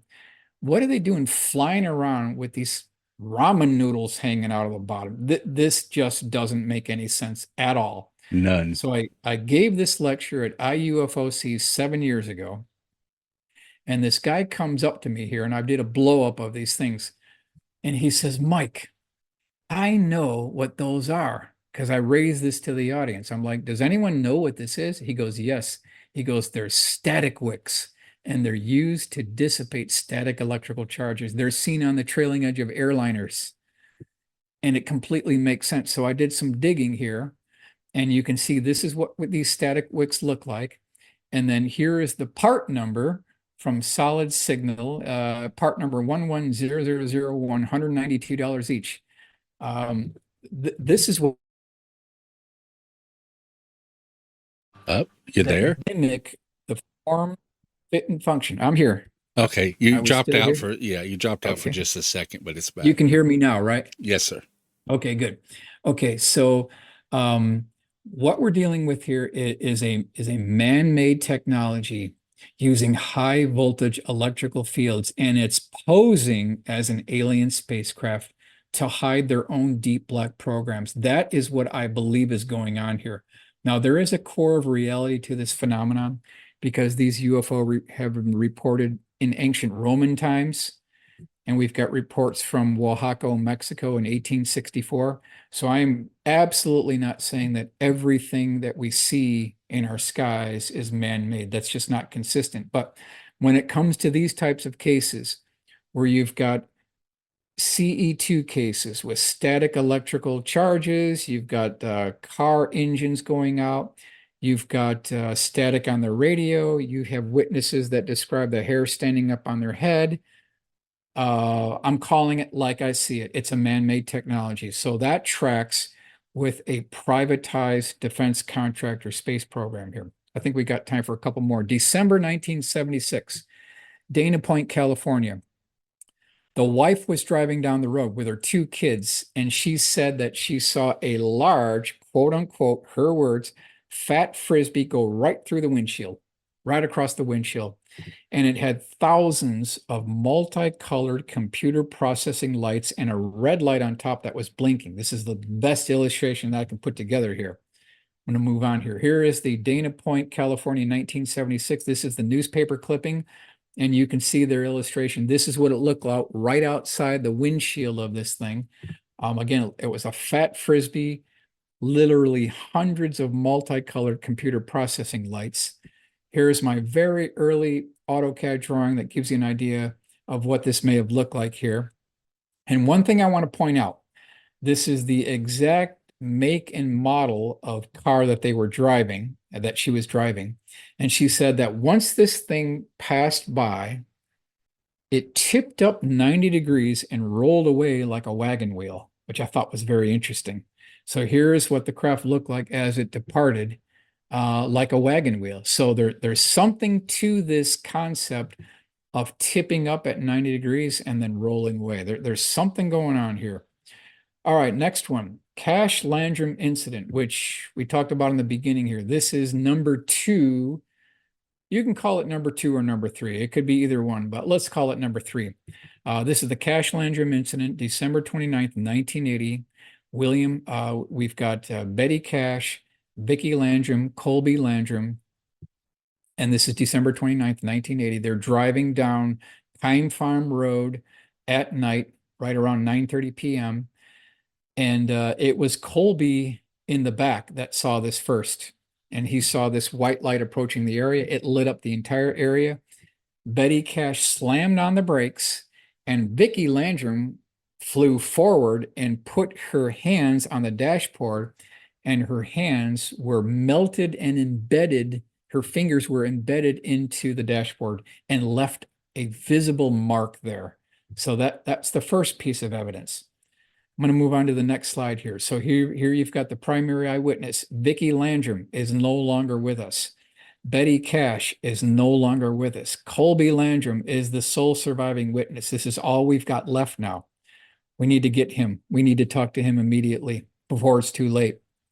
Now, Betty Cash gets out of the vehicle. This is December 29th, 1980, Huffman, Texas. She goes to the front of the vehicle and is looking at this thing. This is about a 90-foot tall double ice cream cone with a series of porthole windows wrapped around the outer circumference. And every time this craft would bob down toward the asphalt road, there was a loud roar, There was a blue colored flame and there was a beeping noise, which I believe was a proximity indicator. As Betty Cash is walking back to the car, getting ready to go back inside, she reaches down to the handle of the door and she burns her hand. She had to use the leather flaps of her coat to open up the door and go inside. Now, when she got inside, it was literally boiling hot. They had to turn the air conditioner on. Let's move on here. Here's another rendition of what this looked like. Now, once this took place, and I'm just kind of like doing the timing here, all three witnesses reported no less than 23 double rotor Chinook CH-47 helicopters chasing after this. There were multiple other witnesses beside the primary three that also saw the helicopters. So it's not just these three. There were others that saw the helicopters as well. Now, this is a perspective that I did of Betty Cash from behind her looking at the craft. You've got the CH-47s. And then I want to do one which I don't think has been seen before. This is from the perspective of the CH-47 helicopter looking down on the scene. Yeah. And we've got 23 CH-47s, all having 3 crew members minimum. We've got 2 Bell UH-1 helicopters, and then we've got 1 Sikorsky Sky Crane, which is that big helicopter. When you add all the numbers up, and I'm going to move on to the next slide here. Here is the map. This is a top view looking down. On the upper part of this map, it shows you the road where Betty Cash slammed on her brakes. 150 feet away, X marks the spot. That's where the craft was hovering. And it made a burn mark on the asphalt here. This is what it looks like here. This is FM 1485 west of Dayton, Texas, shortly before 8:45 p.m. Okay. Now, this is the breakdown of the helicopters. You've got the 23 Chinooks, crew of 3, 2 UH-1 Bells, crew of 2, Sikorsky Sky Crane, crew of 3. If you add all these numbers up, we're approaching 100 witnesses. You know, we might have some support people, and there might be more crew members on each helicopter. We don't know exactly, but conservatively, we'll just say 75 or 76 witnesses. Carl, where are these helicopter crew members and pilots? Where are they? Have they been sworn to secrecy? And my other question is, was photographic motion picture film of this event, was it taken? Do they have it? And will they ever come forward? Or are they completely written off and they had to sign non-disclosure agreements never to talk about that might be the case here. Everything about this case was written by John Schuessler, who is the primary researcher. Credit goes from John for digging out all the details here. Florida Today, December 4th, 1983. Great newspaper clipping, talked about a lot of the details of this case. And here you see the primary eyewitnesses on the bottom here. They don't say UFO, but the agony lingers. The Times, December 25th, 1983. So you've got Betty Cash, Vicki Landrum, Colby Landrum here. Now, this is the section of road where they saw the craft itself. It's got this lonely, foreboding appearance to it. And you can imagine what that might have been looking like here. Now, let's go over what happened. As they were driving home after this event happened, and we're talking literally immediately after this happened, all 3 witnesses suffered from the severe effects of radiation poisoning. I don't want to go over all the details here, but I'm only going to read what happened to Betty here. So she said that she had swollen eyes, vision impaired, stomach pains, vomiting, diarrhea, anorexia, loss of energy, scarring, and hair loss.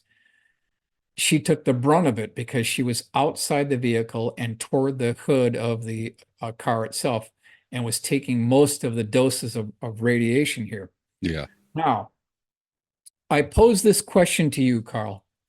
Why would the United States Air Force want to buy Betty's car? I find that very interesting. Why are they interested? It's possible radioactive evidence. It could be a lot of things. It's evidence, right? So if there's nothing to UFOs, and if it's just a misidentification of the planet Venus, According to the Air Force, that's what they're telling us. They shut it all down in 69. If there's nothing to UFOs, why did the Air Force try to buy Betty's car? It's very interesting, very curious. Okay, now, immediately after the event, the U.S. Army Corps of Engineers dug up the scorch mark left by the craft on the pavement to conceal any physical evidence. 2 weeks later, they dug up the pavement a second time and paved it a second time. And this is all over a weather balloon, a flock of geese, a misidentification of Venus. No, I don't think so. We're talking about physical effects here. Radiation, concealing of evidence, lies, disinformation, giggle factor, humiliation, threats going on. This is the policy from the government from the get-go. For 80 years, they've been using these tactics on these witnesses, and it has to stop. It's time for these cases to come forward. And the U.S. Military industrial complex, including the major defense contractors and the intelligence communities and institutions on the East Coast, are involved in this up to their necks. They're involved in this. Lawrence Livermore Labs, Los Alamos is up to this. AEC no longer exists, but that entity, in whatever is the code word for it now, they're involved in this. It wasn't the Air Force directly, but it was the U.S. Navy and these other organizations too. Now it says here, this is the Sun, January 22nd, 1984. U.S. sued for 20 million UFO damage. However, the judge threw out the case because Betty Cash could not prove that there were military helicopters associated with the event. So she never even got her day in court. What are your thoughts on that, Carl? It's really sad. Yeah. Did anyone ever go out to that area and check for above normal radioactive presence? I think some people have tried to do that, and I think there were a couple of core samples, but I also think that they moved the road. I don't think it's exactly where it was back then. I can't confirm that. I haven't put boots on the ground at that exact location, but you would think that you could still get something residual there after all this time. And, there were other witnesses that saw the helicopters. So, but, this is so long ago now, it's lost to history. Yeah. People, even in ufology, people don't even know. It's just, and this is top 3. And of all cases, it's top 3. And it's completely forgotten about. And most of the witnesses are gone. Probably a lot of the helicopter pilots are gone. Who knows? But they've never come forward. And they know what was going on. They were chasing after this thing, and the sky crane would have been for, if the craft malfunctioned and crashed, they would have used the sky crane with a lanyard to get that thing out of there. That's exactly what it would have happened. Yeah. It would have been a hush-hush operation, highly classified, and the government knows what's going on. At least some of the contractors do. But bottom line here is that all 3 witnesses, they never got their day in court. But we don't want to let that memory pass away here. I think we got one more. February 3rd, 1983, Mobile, Alabama. Primary eyewitness was driving down the road at night, and she felt a booming noise that shook her vehicle. And she thought that the transmission kind of came out of the vehicle. So she stopped her car. She pulled off to the side of the road. She looked under the vehicle. Everything seemed fine there. So she went another half mile down the road, and off to the right, there was a clearing. And she said that there was a very long, 210-foot long craft that was 80 feet high. It had this tiered taper effect as it went toward the aft of the craft. And she said on the top of the craft, there was a transparent window. Behind that window, in a antiseptically sterile environment, she said that there were these humanoid-looking beings, 5'10", hairless, that were wearing a one-piece tight-fitting flight suit, and they were about 5'10". Below that, there was another transparent window. Now, this whole craft on the outside was fastened by what looked like rusty bridge rivets, basically fastening steel plates. This is what she talked about here. And then she said on the exterior, there were porthole windows. And when she looked through these porthole windows, because she was standing directly below this thing, she could look through the porthole window, through the craft itself, and outside the other side. And she said it reminded her of the cross beam and girder construction that you would see like on a truss bridge or at an East Coast shipping yard with bulkheads and stringers. It was very mechanical looking. Sounds like one of ours. Yeah. Yeah, it sounds like one of ours. Now, on the front end of the very nose section, we're going to call it, of this craft that was more spherical, there were prongs sticking out. So now this is like the 5th time we've heard about this now, these prongs sticking out. She also said that there was a door closing from right to left, and on the left-hand wall on the inside, there was what looked like tubes, pipes, and cylinders. That tracks with Belgium Triangle, and that tracks with Hudson Valley Boomerang. It even tracks with the Southern Illinois Triangle, January 5th, 2000. On the bottom of the craft, there was a minimum of 1 gondola, which had a transparent, you could call it a plexiglass window, with the same 5-foot tall humanoid-looking beings. And then on the bottom of the craft, there were hundreds of 24-inch by 24-inch highly polished mirror reflective devices that look like mirrors in the form of a cross. I'm going to move on to the next slide here.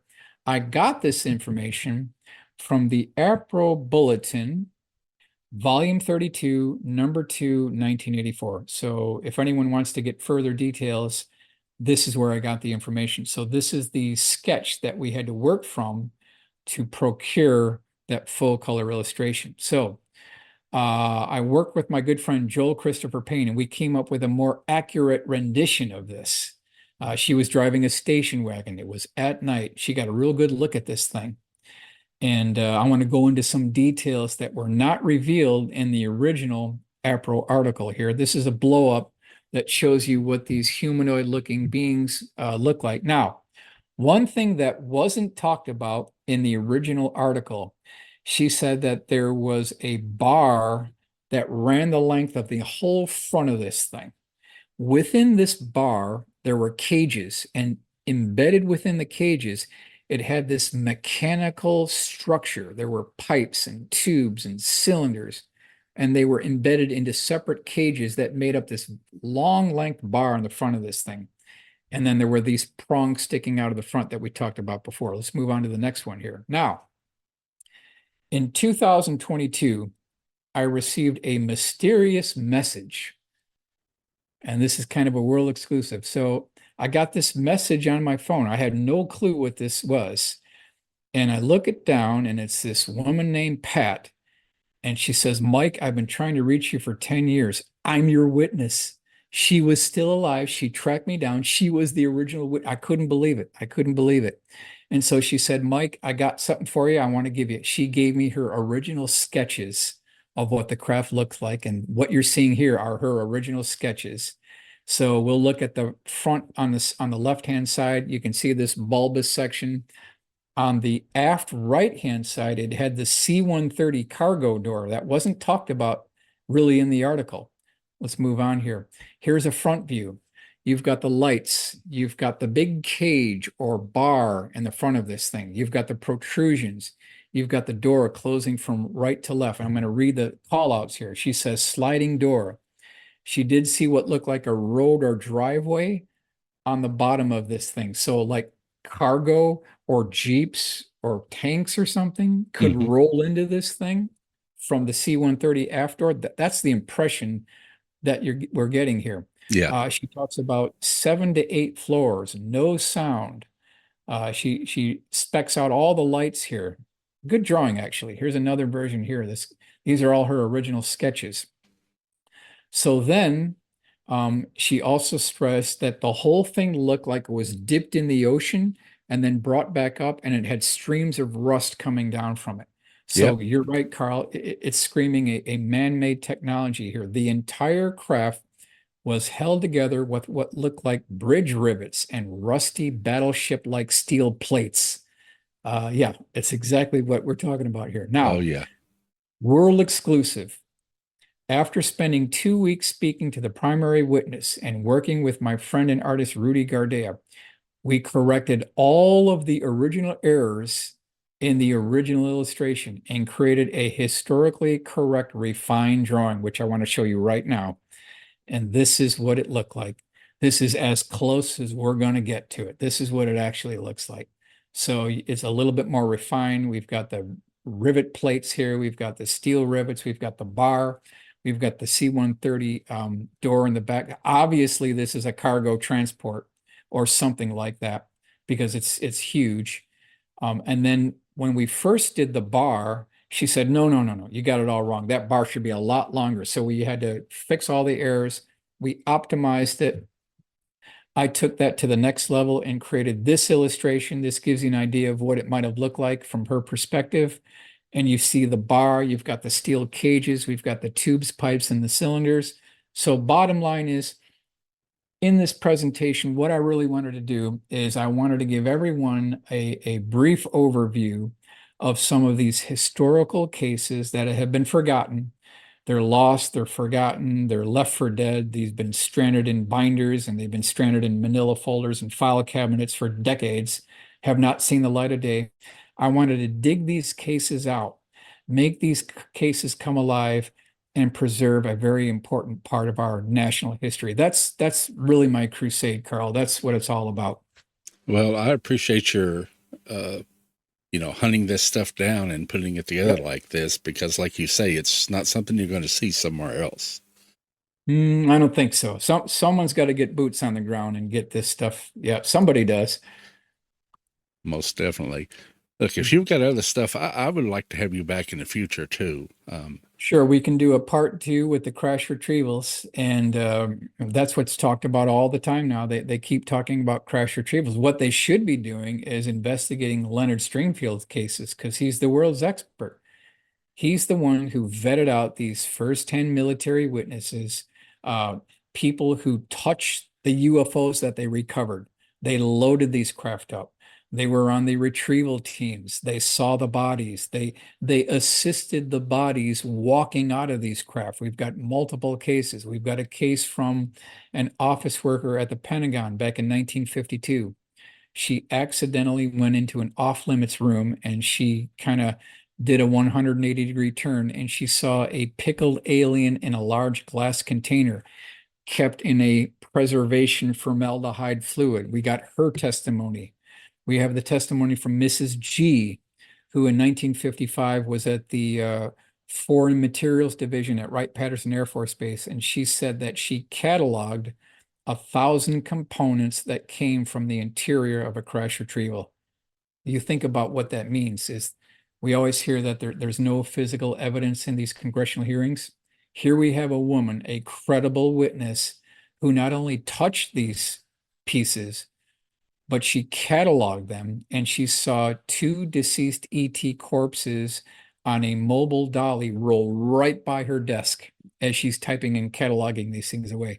So they've got not only the physical evidence, they've got the motion picture film reels, they've got the bodies, they've got the craft, they've got the hardware, and they've got 8x10 glossy black and white photographs of flying saucers in flight taken by Air Force pilots in flight with F-86 and F-94 Starfire in chase, and they've got this physical evidence.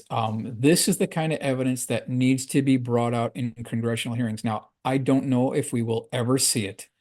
I don't know if we will ever see it. Maybe they think it's just too much for us, but after all this time, and since a significant majority of this was paid for by the American taxpayer, that's why we should demand it, Carl. It's ours, so we want it now. That's right. So, That's right. well, Michael, I know you have to get on with your evening, but I will give you, let our listeners know where they can find your YouTube channel. Sure. Okay, my YouTube channel is very simple. It's just my name, Michael Schratt. Type Michael Schratt into YouTube and you'll find it. It's SCHRATT. Totally simple. Everything that we've talked about tonight is highlighted within the UFO channel, although what you're seeing here is a lot of new information. So I'm constantly refining and optimizing all this, but I've got the crash retrievals on there. I've got the historical UFO cases on there. I do a deep dive into the legacy gravity research and how they made the breakthrough. I do talk about Challenger. I've got that on there. I've got MacDill Air Force Base that back in 1967 in September, I've got a very reliable witness who is a naval combat veteran who stated that there was a massive library at MacDill Air Force Base where they had film reels of UFOs. They had 8x10 black and white glossy photographs and tremendous amount of evidence. All that's on my YouTube channel. Well, thank you, Michael. And it's been an honor having you here. And I will definitely contact you about part 2. Okay, sounds good. Thanks, Carl. Thank you, sir. Good night.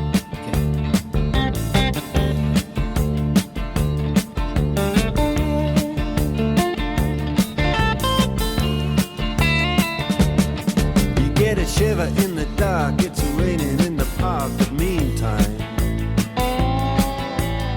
sound of the river, you stop and you hold everything.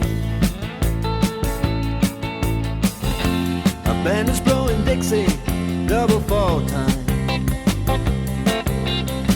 You feel alright when you hear the music ring.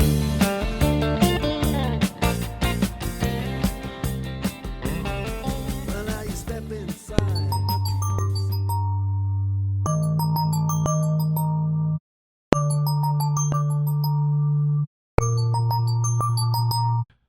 This is Dark Spaces News. I'm Joshua Stark. The United States is on track to record its highest number of measles cases in more than 3 decades, raising concerns that the country could lose its measles elimination status. Health officials have recorded more than 2,295 cases so far this year, already surpassing the 2,286 cases reported in all of 2025. Large outbreaks have been reported in South Carolina and Utah, while cases have also been identified in dozens of other states. The surge is being fueled by pockets of low vaccination. The measles, mumps, and rubella, or MMR vaccine, is highly effective, but measles is so contagious that about 95% of people in a community need to be vaccinated to prevent sustained spread. In recent years, average 2-dose vaccination rates among children in dozens of states have fallen from roughly 94% from the COVID-19 pandemic to about 91% afterwards. The United States has maintained measles elimination status since 2000, but experts warn that ongoing transmission could put that designation at risk. The problem extends beyond the U.S. Canada lost its elimination status last year, while Mexico has reported more than 12,000 cases. Public health experts say measles elimination is fragile and requires consistently high vaccination rates. They warn that declining coverage creates vulnerable communities where the virus can quickly gain a foothold. The measles vaccine remains the most effective tool for preventing outbreaks. Catch up with Dark Spaces News on the Dark Spaces News Facebook page and darkspacesnews.com. From Memphis, Tennessee, I'm Joshua Stark. What is ham radio? It's the most fun you can have with a radio. Talk to people around the world or even orbiting the world. And you don't need a 2-year contract or internet access to do it. Learn about electronics and be of service to your community. ARRL, the National Association for Amateur Radio, has over 2,000 clubs across the country, including this one in your area.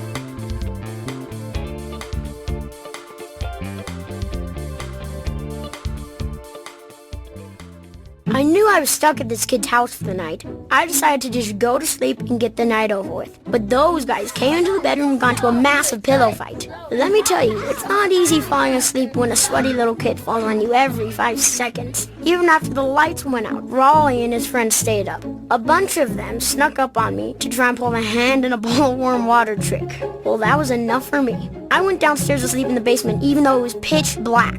I left my sleeping bag upstairs and that was a mistake, because it was freezing. I think it was probably the longest night of my life. When the sun came up this morning, I found out the reason it was so cold. I was sleeping right by the sliding glass door, and some fool had gone and left it open overnight. That really stunk, because if I knew there was a way to escape last night, I definitely would have taken it. To read more about the sleepover, check out Diary of a Wimpy Kid, The Last Straw by Jeff Kinney. Explore new worlds and check out more cool books at your local library. And visit read.gov. Brought to you by the Library of Congress and the Ad Council.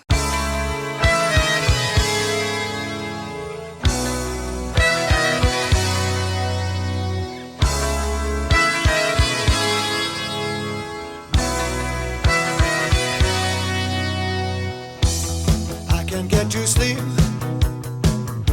I think about the implications of diving into deep, and possibly the complications, especially at night.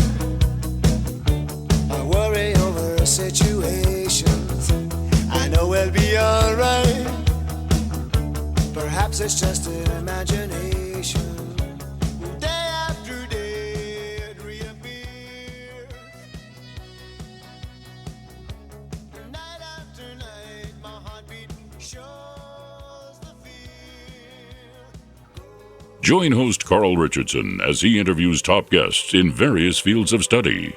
Now, airing live every Saturday night from 9 to 11 Central Time and 10 p.m. to midnight Eastern.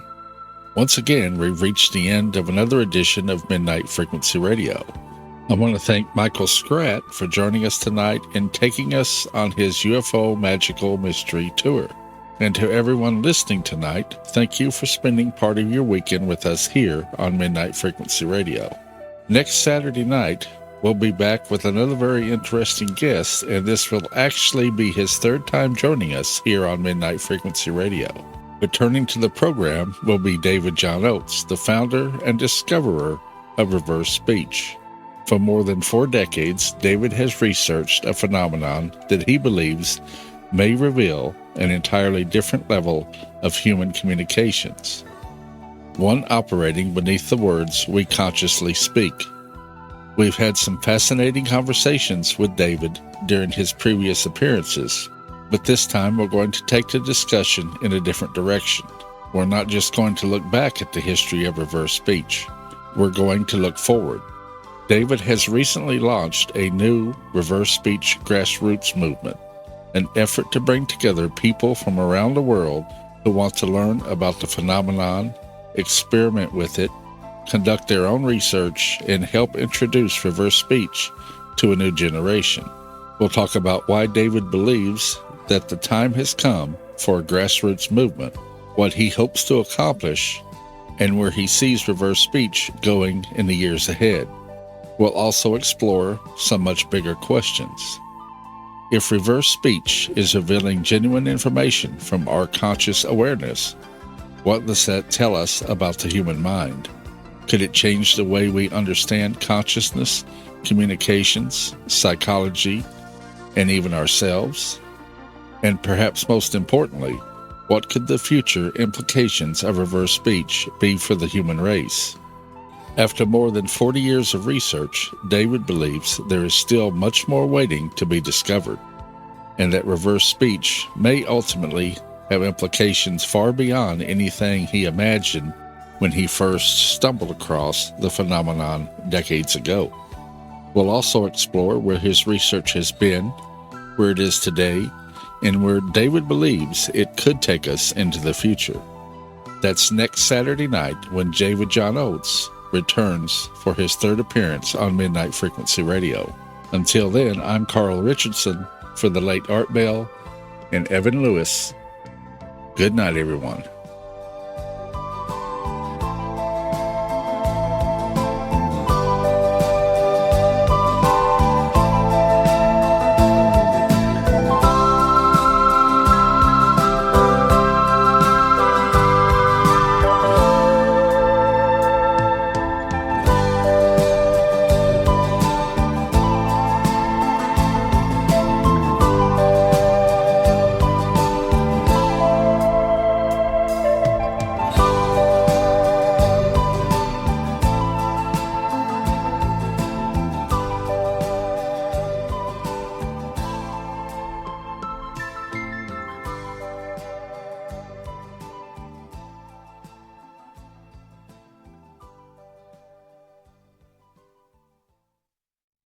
Then I'm Carl Richardson for the late Art Bell and Evan Lewis.